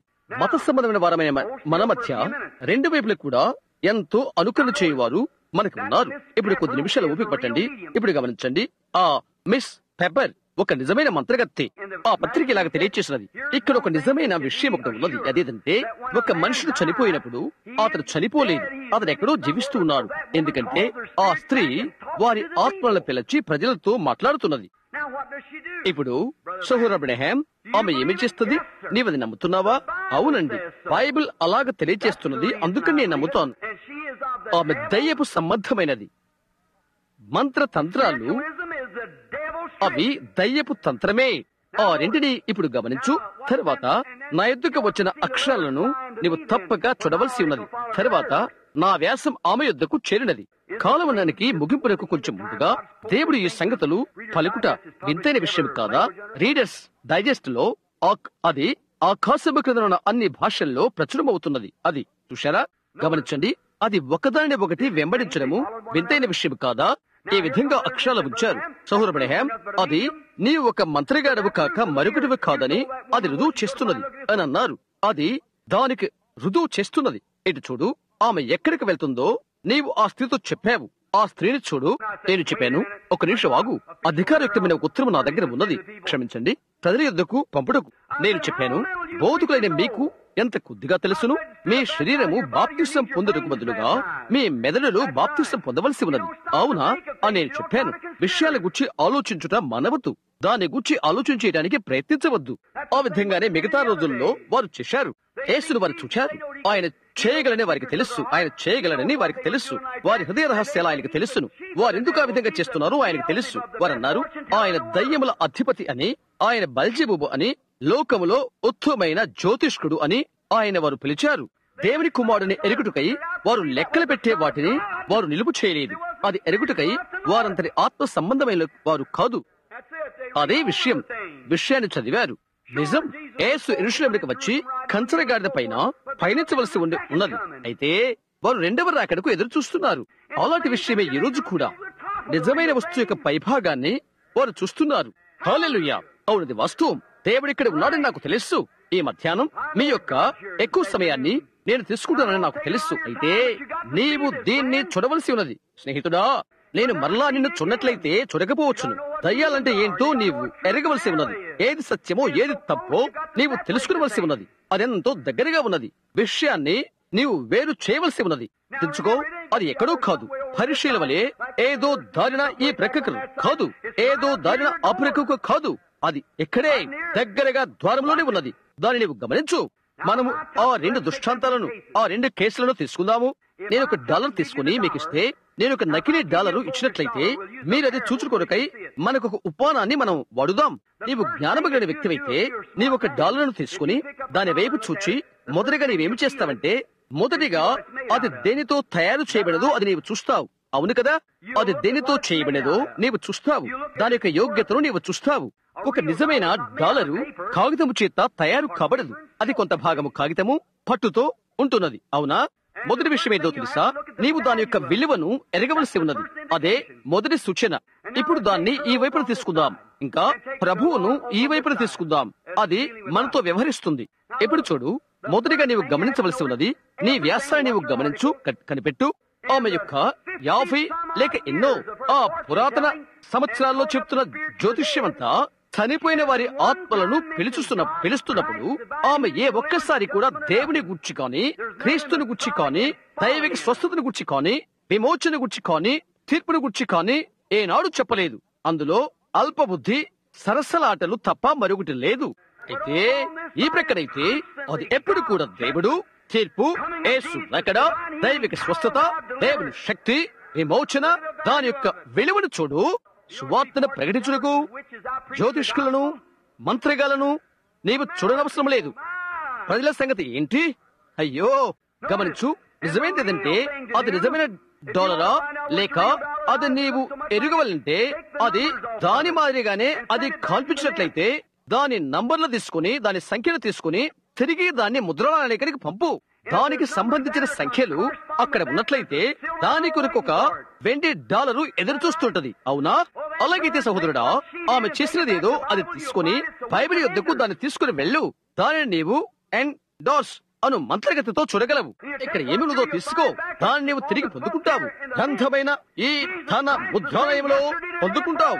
యేసుక్రీస్తు నిన్న, నేడు, యుగయుగాలు ఒక్కటి రీతిగా ఉన్నాడు. అను ధనము యొక్క ముద్ర ఆలయము. నిజంగా ఆయన ఆ పనులే చేయను. ఆయన వెళ్లి ప్రజలతో బుద్ధిహీనమైన కార్యాలను చేయడు. అది ఒక మంచి కోసము, ఒకరికి సహకారము కోసము, దేవుని యొద్దకు నడిపించడం కోసము అవుతున్నది. ఆమేన్ అని నాకు నేను అనుకోవట్లేదు. అయితే ఆమేన్ అనగా కలిగినగా కాని అర్థం. అది నేను నమ్ముతున్నాను. అది సత్యమే. అది నాకు తెలుసు. గమనించు, నీవు ఇక్కడ ఉన్నావు త్వరగా, ఎందుకంటే ఎక్కువసేపు మిమ్మల్ని ఇక్కడ ఉంచుటకు ఇష్టపడలేదు. ఇక్కడ ఒక చిన్న పటాన్ని, మానసికమైన పటాన్ని ఇవ్వనివ్వండి. ఇక్కడ ఒక నది ఈ మార్గాన ప్రవహిస్తూ ఉంది. ప్రాణంలో గుండా అది వస్తుంది. ఇప్పుడు గమనించండి, అది ఒక కాలువ లేక బాట. ఇప్పుడు బహు జాగ్రత్తగా నన్ను గమనించండి. అందువలన మీరు అది పోగొట్టుకోరు. ఇలా ఈ విధంగానే ఆ చిన్న బాటలో లేక కాలువలో ఆ బాటలో మత్స్యులు నివసిస్తారు. నీవు నేను అక్కడ ఏమున్నదో మనం చూద్దాం. అదంతా అవివేకపు సమూహము, అవివేకపు ముద్ద. అయితే అప్పుడప్పుడు నీవు వెలుగును చూస్తావు, నీవు వీధులలో చీకటిని చూస్తావు. అది ఉల్లాసమును మోసుకుని పోవుట. దయ్యాలు ప్రజలను పట్టుకుంటవి. వారు అందంగా వస్త్రాలు ధరించుకుంటారు. అయ్యో, ఎంతగా నాగరికత కలిగి ఉండాలో అంతగా ఉంటారు. నాజూకైన విద్యావంతులు. అయితే ఇంకా దయ్యాలే. అయితే తిరిగి జన్మించిన వారు అందులో ఉన్నారు. ఇప్పుడు ఈ బాటలో ఉన్నవారు రెండు వేరు ప్రక్కలకు ప్రభావితులవుతారు. ఈ ప్రక్కన ఈ దారికి వెళ్తుంది ఒక త్రిత్వము ఉన్నది, ఈ ప్రక్కన ఈ దాన్ని వెళ్తున్నది త్రిత్వం ఒకటి ఉన్నది. ఈ ప్రక్క దాని మీద మొదటి స్థలము అనీతిమంతుల ఆత్మలు. ఒక మనిషి చనిపోయినప్పుడు తీర్పు కొరకై ఎదురు చూస్తూ ఒక స్థలానికి వెళ్తాడు. అక్కడ చెరసాలలో ఉన్న ఆత్మల యొద్దకు యేసు వెళ్లి బోధించాడు. ఆ తర్వాత దయ్యాలు, ఆ తర్వాత సాతాను మరియు నరకం పైకి వెళ్ళచ్చు. మొదట అక్కడ ఆత్మలు ఉన్నవి, చనిపోయిన వారి ఆత్మలు, ఎన్నడూ మార్పు నొందని మనుష్యులు. వారు తీర్పు కొరకై ఎదురు చూస్తున్నారు. వారు ఎరిగినది ఒకటే ఒకటి, బుద్ధిహీనత. మరియు వారేమి చేయుచున్నారో అది. ఇక్కడ పైన ఈ క్రైస్తవులు పైనుండి ప్రభావితులవుతున్నారు. ఇది ఉపమానము. ఇక్కడ పైన ఇంకొక ఆత్మ, పరిశుద్ధాత్మ. ఒక మనుష్యుడగు యేసుక్రీస్తు ఆత్మ, పరిశుద్ధాత్మ. పరిశుద్ధాత్మ ఈ మానవ లేక మత్స్య రాజ్యములోనున్న ఆయన సంఘమును ప్రభావితము చేస్తున్నది. దయ్యం అనగా సాతానుడు ఈ ఆత్మ చేత మనుష్యునిపై పలుకుబడి కలిగి ఉంటున్నాడు. చూడండి, ఆ తర్వాత దేవదూతలు, ఆ తర్వాత దేవుడు. ప్రతి ఒక్క మత్స్యుడు ఇక్కడ ఉన్న ఏదో ఒక లోకము చేత ప్రభావితుడవుతాడు. నా భావం ఏదో గ్రహిస్తున్నారా? ఆమె చేసింది ఏదంటే ఆ రాజ్య మండలమును పగలగొట్టినది. ఎవరైతే దయ్యం పట్టినవారో, ఆదిలోనే మారు మనసు పొందనటువంటి పడిపోయిన ఆత్మలు ఎవరో, ఆ ఉనికిని వారు పొందుటకు అనుమతించినవి, వారితో ఈమె మాట్లాడుతున్నది. వారు ముందుగానే తీర్పు కొరకై ఎదురు చూస్తూ ఉన్నారు. ఎక్కడున్న వీరైతే దేవుని ఆత్మను బట్టి ప్రభావితులవుతూ తిరిగి జన్మిస్తున్నారు. సాతానుకు తన ప్రవక్తలున్నారు, దేవునికి ఆయన ప్రవక్తలు ఉన్నారు. నా భావం మీద మీరు గ్రహిస్తున్నారా? అది ఒక పలుకుబడి. అక్కడికి మనం వెళ్దాం, దాన్ని నిలుపు చేయుటకు. ఏ రోజు ఆ మండలమును అతడు పగలగొట్టలేడు. ఆ రాజ్య మండలములోని నీతిమంతుని అతడు అందుకోలేడు, అతడు చేయలేడు. ఎందుకంటే నీతిమంతులు అది వరకు ఇంటి స్థలములో అక్కడ లేరు, పరదేశులో లేరండి. పరదేశిక లేదు. యేసు రక్తము దానిని తొలగించి వేసినది. ఎటు చూడండి, యేసు ఏ విధంగా ఆయన చనిపోయినప్పుడు చెరలో ఉన్న ఆత్మలకు ఆయన బోధించుండెనో అని నేను తలచినట్లయితే, ఆయన చనిపోయాడు ఒక పాపిగా. ఏ పాపము ఆయన ఎరగకున్నప్పటికీ మన పాపము ఆయనపై ఉన్నది. దేవుడు ఆయన పాపముల కొరకై ఆయన నరకములోనికి పంపించాడు. బైబిల్ తెలియజేస్తున్నది ఆయన వెళ్లి ఆత్మలకు బోధించను అని. కొందరు చెప్తారు, సోదరు బ్రహ్యాం, అది నాకు అర్థం కావట్లేదు అంటారు. యేసు మూడవ దినం లేచాడు. పోయిన శుక్రవారం మధ్యాహ్నం చనిపోయాడు, ఆదివారం ఉదయం లేచాడు. ఎందుకని అలాగూ? ఆయన చనిపోయినది ఒక్క రోజు మాత్రమే అని అంటారు. ఆయన అన్నాడు, ఆ సమయంలోగా ఆయన కొరకు బైబిల్ గ్రంథంలో ఒక లేఖనమున్నది, దానికై ఆయన నిలబడవలసి ఉన్నది. దావీదు తర్వాత దారి తప్పిన ఒక మనుష్యుడు, అయితే అతడు రక్షించబడ్డాడు. అయితే అతడు ఒక ప్రవక్త, దేవుని ఆత్మచేత ప్రేరేపించబడినవాడు. ఇలాగూ చెప్పాడు, అతని ఆత్మను నేను పాతాళములో విడిచిపెట్టను, నా పరిశుద్ధిని కుళ్ళుపట్టనయ్యను. 3 పగళ్ళు 3 రాత్రులు శరీరము కుళ్ళు పడుతుందని అతడు ఎరిగి ఉన్నాడు. అతడు కుళ్ళు పట్టడు అని దేవుడు ప్రవక్తలతో చెప్పాడు. హల్లెలూయా! ఆయన దేవుని వాక్యమును తీసుకున్నాడు. ఆయన సాతాను ఓడించాడు. ప్రతిసారి దానితోనే ఓడించాడు. ఆయన మరణమును ఓడించాడు దేవుని యొక్క వాక్యముతోనే. హల్లెలూయా! ఆయన మరణాన్ని ఓడించాడు.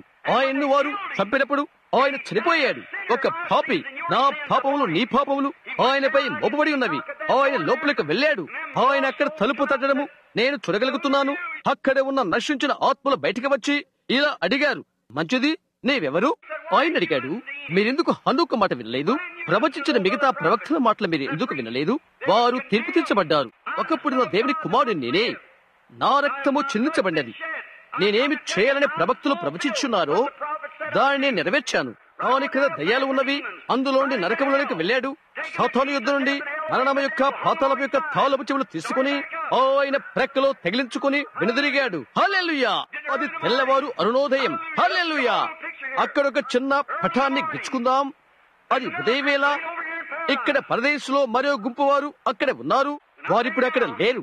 పెద్ద కెథోలిక్ స్నేహితులైన మీరు, పరిశుద్ధుల యొక్క విజ్ఞాపనం నమ్ము మీరు, పరిశుద్ధుల ప్రార్థన నమ్ము మీరు, మీరు మీ సంఘంలో ఒక పరిశుద్ధులతో మాట్లాడుతున్నట్టయితే అతడు ఒక పాపి. అతడు నరకములో ఉన్నాడు, లేదా ఆ దూరాన అతని తీర్పు కొరకై ఎదురు చూస్తూ ఉన్నాడు. అతడు పరిశుద్ధులైతే అతడు దేవుని మహిమలోనున్నాడు. అతడు తిరిగి రాలేడు. అవునా? నేనది రుజువు చేస్తాను. కోడిల రక్తం పాపాన్ని తీసివేయలేవు. అయితే యేసుక్రీస్తు రక్తము పాపానికి విడాకులిస్తున్నది. ఎక్కడ పరదేశం ఉన్నదో అక్కడకు యేసు వెళ్ళిండు నేను చూడగలుగుతున్నాను. అక్కడే అబ్రహాము, ఇస్సాకు, యాకోబులు ఉన్నారు. అక్కడే సమూయేలు మొదలైన వారంతా ఉన్నారు. ఆయన తలుపు తట్టుచుండట నేను చూడగలుగుతున్నాను. ఆమేన్. నేను దీన్ని ప్రేమిస్తున్నాను. నేను సరియవుతున్నాను. నేను ఒక విధంగా భక్తిపూర్ణైపోతున్నాను. ఆయన ఇక్కడ చూచుచున్న నేను చూస్తున్నాను. అక్కడ ఎవరు అని అడుగుడు నేను వినగలుగుతున్నాను. బయట ఎవరు అని చెప్పడం వినగలుగుతున్నాను. అతడు అన్నాడు, నేను అబ్రహాం మాట్లాడుతున్నది. ఎవరు అది? నేను అబ్రహాం సంతానాన్ని. ఆమేన్. అబ్రహాము తలుపు వద్ద కూర్చొని నేను చూస్తున్నాను. తలుపు తెరవబడినది. నేను అబ్రహాము సంతానమును అని ఆయన చెప్పాడు. దానియేలు అన్నాడు, అదిగో అటు చూడు, నేను చూచిన కొండల నుండి చెక్కబడిన రాయి అదిగో. ఎహెజ్కేలు చెప్పడం నేను వింటున్నాను. అదిగో ఆయన నేను చూశాను. ఆయన పాదముల కింద మేఘముల ధూళి కదలుట, పొట్టేళ్లు కొండలు పొట్టేళ్ల వలె చప్పట్లు కొట్టుట, ఆకులు మొదలైన కేకలు పెట్టుట. పరదేశంలో ఉన్న పలు రకాలైన వారు ఆయన కొరకు ఎదురు చూస్తూ నేను చూస్తున్నాను. ఆయన ఇలాగ చెప్పడం నేను వింటున్నాను. రండి, యెరూషలేములో ఇప్పుడు అరుణోదయపు వెలుగు. ఇక్కడ నుండి మనం వెళ్ళవలసి ఉన్నది. మనం వెళ్ళిపోతున్నాం. ఎందుకనగా వీరి కొడుల యొక్కయు మేకల యొక్కయు రక్తములను నమ్మి నా యొక్క రక్త సమయం వరకు కనిపెట్టి ఉన్నారు. అయితే నా యొక్క రక్తము అక్కడ కల్వరిలో చెల్లించబడినది. నేను దేవుని అవతార కుమారుడును. ప్రతి పాపపు రుణము చెల్లించబడినది. ఇప్పుడు మనం బయటికి వెళుదాము. బయట దారిలో ఉన్నాము. హల్లెలూయా! దేవునికి మహిమ కలుగును గాక. అబ్రహాము తన భార్యకు శారాను చేపట్టుకుని లాగుట నేను చూడగలుగుతున్నాను. ఇక్కడ వారు బయటకు వచ్చారు. మత్తయి 27లో అతను బయటకు వచ్చినప్పుడు కొంచెం సేపు యెరూషలేములో వారు ఆగడం నేను చూస్తున్నాను. మొదటి విషయం ఏంటో తెలుసా? కయప మొదలుగా వారు వీధులు నిలబడి అతను లేచని వారు చెప్పారు. ఇంకా చెప్తున్నాడు, అటు వెళ్ళుచున్న ఆ యవ్వనస్తుడు ఆ అమ్మాయి ఎవరు అని చెప్పడం నేను వెళ్ళగలుగుతున్నాను. ఇక వృద్ధాప్యమిక లేదు. అది అబ్రహాము శారాలే. వారు అదృశ్యులైపోయారు. వారు చూశారు. ఒకరు మనల్ని గమనిస్తున్నారు. ఏ విధంగా ఆయన గోడలో గుండా వెళ్లిపోయాడో ఆ విధంగానే అలాంటి శరీరముతోనే వారు అదృశ్యము కాగలిగారు. హల్లెలూయా! అవును, ఇక్కడ ప్రవక్తలు మొదలైన వారందరూ కూడా పట్టణాన్ని చూస్తూ నడుచుకుంటూ వెళ్తున్నారు. యేసు వారిని నడిపించుకుంటూ నక్షత్రాల పైగా, చంద్రునికి పైగా, మేఘాలకు పైగా చెరను చెరగా తీసుకుని వెళ్లి మనుష్యులకు వరములు అనుగ్రహించాడు. యేసు నేడు తండ్రి కుడిపార్శ్వన కూర్చుని ఉన్నాడు. ఆయన శత్రువులు ఆయన పాద పీఠమగు వరకు అక్కడ ఆయన కూర్చుంటాడు. ఈ రోజు నా ప్రియమైన క్రైస్తవ స్నేహితుడా, దయ్యాలు ప్రతి కోణాన పనిచేస్తున్నవి. మరో కోణములో దేవుని ఆత్మ కదలిక కలిగి ఉన్నది. ప్రతిసారి దానికి ప్రతిక్రియ చేటు కొరకై. హల్లెలూయా! అక్కడే నీ ఉన్నావు. వార్తాపత్రికలు, డైజెస్ట్ పత్రికలు, ప్రతిదీ అది ప్రకటనలు చేస్తున్నది. వారు దాన్ని గమనిస్తున్నారు. అదేంటో వారు చూడలేరు. అది ఏమై ఉంటున్నది? దేవునికి సాతానుకు మధ్య నుండి చాలా త్వరగా రానయున్న ఒక గొప్ప రూపము. అది యొక్క ముందు ఛాయ ఉంటున్నది. దేవుని ప్రక్కరా నీ హృదయం సరిచేసుకో. ఆమేన్. ఇక్కడే ఓహియోలోని చొలడోలో ఇక్కడే కొంచెం కాలం కింద నేను ఉన్నాను. ఒక కుటుంబం నాకున్నది. నేను మిగుల్చబోతున్నాను. దయ్యాల గురించిన అర్థమేంటో మీరు గ్రహించారా? అవి పనిచేస్తున్నవి. అవి ఎంతో భక్తి పూరితమైనవి, ఎంతో భక్తి సంబంధమైనవి. ప్రతి ఆదివారం మందిరానికి అవి వెళ్తవి. అపోస్తుల సిద్ధాంతాన్ని వల్లిస్తవి. దీవెన పాట పాడుతవి. ఎంత భక్తిగా ఉండాలో అలాగ అవి ఉంటవి. సోదరుడు, అది సత్యమైన నీ అర్థమా? ఆ రకమైన ఆత్మ యేసుక్రీస్తును సెలవుకు కొట్టినది. యేసు చెప్పాడు, మీరు మీ తండ్రి అయిన అపవాది సంబంధులు. ఇప్పుడు వారిలో కొందరు అంటారు రష్యా అంత్యక్రీస్తు అని. ఎన్నడూ కాదు. రష్యా అంత్యక్రీస్తు కాదు. అంత్యక్రీస్తు ఎంతో భక్తి పూరితమైనది. ఎంతవరకనగా ఏర్పరచుకున్న వారి సహితం మోసపరచు వరకు. గుర్తుంచుకోండి, దేవుడు తన మనిషిని తీసుకుంటాడు. అయితే ఆయన ఆత్మను కాదు. సాతాను తన మనిషిని తీసుకుంటున్నది. అయితే అతని ఆత్మని కాదు. ఇక్కడే అవి ఉన్నవి. నీవు సరిచేసుకో. నేను సత్యమనే సత్యానికి బాధ్యునై ఉంటున్నాను. దయ్యాలు ఆ పని చేస్తున్నది. నిన్న వాటిని భౌతిక రాజ్యంలో తీసుకున్నాను. ఈ రోజు ఎక్కడైతే భక్తి సంబంధమైన రాజ్యంలో ఉన్నదో ఆ ఆత్మ సంబంధమైన రాజ్యమును లేక ఆత్మ సంబంధమైన రాజ్యం మండలమును నేను మీకు చూస్తున్నాను. అక్కడేమో అవి క్యాన్సర్, అది ఇది మరో విధంగా పిలువబడినవి. అయితే బైబిల్ ద్వారా నేను వాటిని దయ్యాలని రుజువు చేశాను. ఈ రోజు ఇక్కడ అవి మరలా ఎంతో భక్తిపూర్వకమైన రాజ్యములను ఎంతో భక్తి సంబంధమైనగాను ఇక్కడ ఉన్నవి. సహోదరుడా, నీవు ఆరంభించి ఆలోచించిస్తే ఆరంభంలో దాన్ని గూర్చి కయ్యూను అతను ఎంతో భక్తిగల మనుష్యుడు,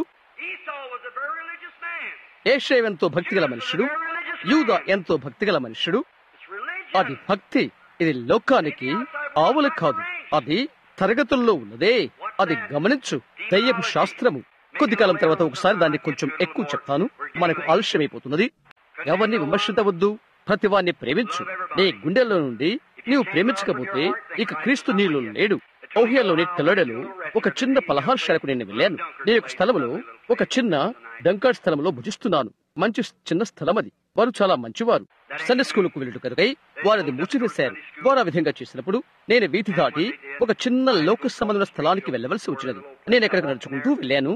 జూదమౌట అనేది ఓహియాలో నేరమని నాకు తెలుసు. ఇక్కడ ఒక రాష్ట్ర పోలీసు ఒక అమ్మాయిని ప్రక్కలో పెట్టుకుని ఆమె రుము భాగాన తన చెయ్యి వ్రేలాడ వేసుకుని స్లాట్ మెషిన్ అలాంటి ఆట ఆడుతున్నాడు. మన రాష్ట్రముల దేశం యొక్క అన్ని చట్టాలు గతించిపోయినవి. ఎంతటి దీనస్థితి! కథలన్నీ బండ అయిన క్రీస్తును నేను నమ్ముతున్నాను. మిగతా ప్రదేశాలన్నీ మునిగిపోయే ఇసుక, ఏదే లేదు, నిలబడినది ఏది లేదు. నేను వెనక్కి తిరిగి చూశాను. బహుశా ఆమె తన యవ్వన వయసులో ఉంటున్నది. 19, 18, 19 సంవత్సరాల వయస్సు. వారు ఏమి చేస్తున్నారు? అక్కడ యవ్వనస్తుల కుర్రవాళ్ళు వాళ్ళ చుట్టూ ఉన్నారు. అదెంతో భయంకరం. నేను ఇక్కడ కూర్చొని ఉన్నాను. ఇప్పుడు నాకు ఆశ్చర్యం కలిగించాలా, నేను కూర్చున్న యుద్ధకు ఒక స్త్రీ వచ్చి నీకు ఒక కుర్చీ కావాలా అని అడిగినది. వందనాలు, నాకు ప్రాతకాల పలహారం కావాలి అని నేను చెప్పాను. కూర్చులే కూర్చున్న ఆ పెద్ద వయస్కులైన ఒక ఆమె, నా తల్లి వయస్సు ఉంటున్నది, 55, 58 సంవత్సరాల వయస్సు, అక్కడికి వచ్చి కూర్చున్నది. భక్తిహీనమైన వస్త్రాలు వారు ధరించేవి ఆమె ధరించి ఉన్నది. వారంటారు, అవి చల్లగా ఉంటేవేని. విజ్ఞాన శాస్త్రం చెప్తుంది నువ్వు పిచ్చిదానవు అని. నిశ్చయం అది అలాగుండదు. నీవు నీ దిగంబరత్వాన్ని నీవు చూయించుకుంటున్నావు. అది సిగ్గుచేటు, అవమానం. ఒక సంస్కారం గల వనిత అవి ధరించదు. ఒక స్త్రీ ధరిస్తున్నది, ఒక సంస్కారం గల వనిత కాదు. అక్కడే ఆమె కూర్చున్నది. ఆమె యొక్క బలహీనమైన శరీరము ఊగులాడుతున్నది. ఆమె ఒక విధంగా చెట్ల వల్లే రంగులు పుచ్చుకొని ఉన్నది.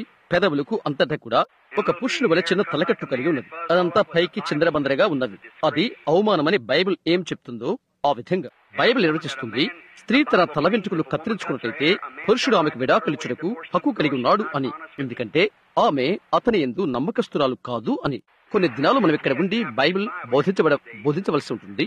ఇలా చెప్తున్నది, ఆమె తన తల్ల వెంట్రుకలు కత్తిరించుకుంటు కంటే ఆమె తన భర్తను అవమానపరుస్తున్నది. ఆ కత్తిరించుకుంటే ఆమె అలా అవమాన భర్త అయినట్లయితే ఆమెను విడిచిపెట్టవచ్చును. నీవు మరొకరి వివాహం చేసుకోకూడదు, అయితే నీవు ఆమెను విడిచిపెట్టవలను. అది కఠినంగా ఉండవచ్చు, నేను భావిస్తున్నాను. అయితే అది సత్యము.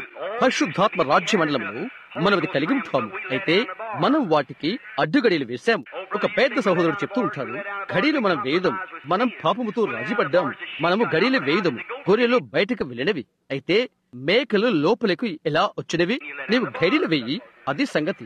నీవు గడియలు వేయి. లోకము సంఘము కలిసిపోయినవి. ఏ విధముగా మోయాబీలు బిలాం వల్లే ఏ విధంగా అతడు వారికి పెళ్లి చేసినది, ఖచ్చితంగా అలాగే ఉన్నది. ఈనాడు సంఘమా అంత కలుషితమైపోయినది. పెంతెకోస్తు సంఘము లౌకిక సంఘము అది నిలువెచ్చనై దేవుని నోట నుండి ఉమ్మివేయబడినది. వాటన్నిటిలో నుండి దేవుడు ఆయన శేషమును పిలుచుచున్నాడు ఆమె గృహానికి తీసుకుని పెట్టుకొరకై. అది ఖచ్చితంగా వాస్తవం. ఖచ్చితంగా పునరుద్ధానమున ఆ విధంగా జరుగుతున్నది. అక్కడ ఆమె ముఖానికి రంగు, పెదవులకు మొదలుగానే రంగు పూసుకొని కూర్చుని ఉన్నది. ఆమెకు ఇక్కడ కళ్ళ కింద నల్లగా ఉన్నది. ఆమెకు చెమట పోస్తున్నది. అది కారిపోతుంది. ఆ పెద్ద ఆమెకు బహుశా మనమల్లు, ముని మనమల్లు కూడా ఉండి ఉండవచ్చును. 2 పురుషులతో కలిసి ఆమె అక్కడ కూర్చొని ఉన్నది. అందులో ఒకడు ఒక పాతదైన పెద్ద గుడ్డ తునక కట్టుకుని ఉన్నాడు. అది జూన్ మాసంలో కూర్చొని ఉన్నారు. అతను లేచాడు, ఓ విధంగా త్రాగి ఉన్నాడు. ఆమె కూడా త్రాగి ఉన్నది. ఆమె చుట్టూ చూస్తున్నది. నేను అనుకున్నాను, ఓ దేవా దేవా, ఎందుకని నీవు ఇలాంటిది భూగోళ పటంలో నుండి తీసివేయకూడదు? నీవెందుకు చేయకూడదు? నా చిన్న బిడ్డలు, చిన్న షారా, చిన్న రిబిక ఆ తరం వారితో పెంచబడాలా? అలాంటి వారిని ఎదుర్కొన్నారా? నేను అనుకున్నాను, చూడు ఈ పార్కుల్లో తదితర స్థలాల్లో ఏమి జరుగుతున్నదో నేను తలంచాను. ఓ దేవా, నీవు షారోను తీసుకున్నందుకు నేను సంతోషిస్తున్నాను. అది నీ చిత్తమే. నా యొక్క చిన్న రిబికా, నా చిన్న షారా అటువంటి వారి మధ్య ఎదగవలసి ఉన్నదా? అలాగ ఉంటున్న వారు పాటలపాడు వరుసల్లోకి తదితరమైన వాటిల్లో ఉంటారు. నేను అనుకున్నాను, అది సిగ్గు కాదా అని నేను తలంచాను. దేవా, నీ పరిశుద్ధమైన నీతి ఎలా ఒరవగలుగుతుంది? నీ నీతియుక్తమైన ఉగ్రతలు అక్కడికి ఎగిరిపోయి ఈ స్థలాన్ని తగులబెట్టవలసి ఉంటున్నది. రెక్కకి రా అని ప్రభుతో చెప్పుడు నేను విన్నాను. నేను అక్కడికి వెళ్లిపోయాను. ఆయన నాతో బోధిస్తున్నప్పుడు నేను వేరే వ్యక్తిగా అయిపోయాను. దేని కొరకై నీవు ఆమెను గద్దించి తీర్పు తీరుస్తున్నావు? అటు చూడు ఆమె యొక్క స్థితి. నేను ఒక దర్శనాన్ని చూశాను. గుండ్రంగా ఉన్నా, ఈ విధంగా ఉన్నా మరో లోకము నేను చూశాను. అయితే ఈ ప్రపంచము దాని చుట్టూ ఇంద్రధనస్సు ఉన్నది. అది దేవుని కోపము నుండి కాపాడుతున్న క్రీస్తు యొక్క రక్తం. ఆయన దాని వైపు చూచట్లేదు. వెంటనే ఆయన దాన్ని నాశనం చేస్తాడు. ఎందుకంటే ఆయన చెప్పాడు, నీవు దాని తినుదినమున నీవు చనిపోతావు అని. కనుక ఆయన చేయగలడు. ఆ తర్వాత నేను ఇలాగ తలంచాను, నన్ను నేనుగా చూచుకున్నాను. నేను అది చేయకపోయినప్పటికీ నేను పాపినే. ఎలాగైనా తరువాత యేసుక్రీస్తు రక్తము బంపరు మాదిరిగా మనకు ఉపకరిస్తుంది. చూశారా, నేను పాపం చేసినప్పుడు నా పాపం వెళ్లి ఆయనకు తగులుతవి. ఆయన ప్రశస్తమైన తలకు తగిలినవి. రక్తము కన్నీరు కారుచుంటే నేను చూశాను. తండ్రి, అతని క్షమించండి. అతను ఏమి చేస్తున్నాడో అతనికి తెలియదు. నేను ఒకటి చేస్తాను, అది తగులుతుంది. తండ్రి, అతని క్షమించు. అది ఆయన దాటిపోద్దా? నేను నాశనమైపోతాను. నేను ఆయన కృపను అంగీకరించనా? ఆ దినాన నా ఆత్మ దాటి వెళ్లిపోతుంది. నేను తీర్పు తెచ్చబడ్డాను. నేను తిరస్కరించబడ్డాను. నాకే ఒకటి మిగిలి ఉన్నది, అది తీర్పు. నేను ఎప్పుడో తీర్పు తెచ్చబడ్డాను. దేవుడు చెప్పాడు, నీవు తినుదినమున ఆ దినమున చనిపోతావు.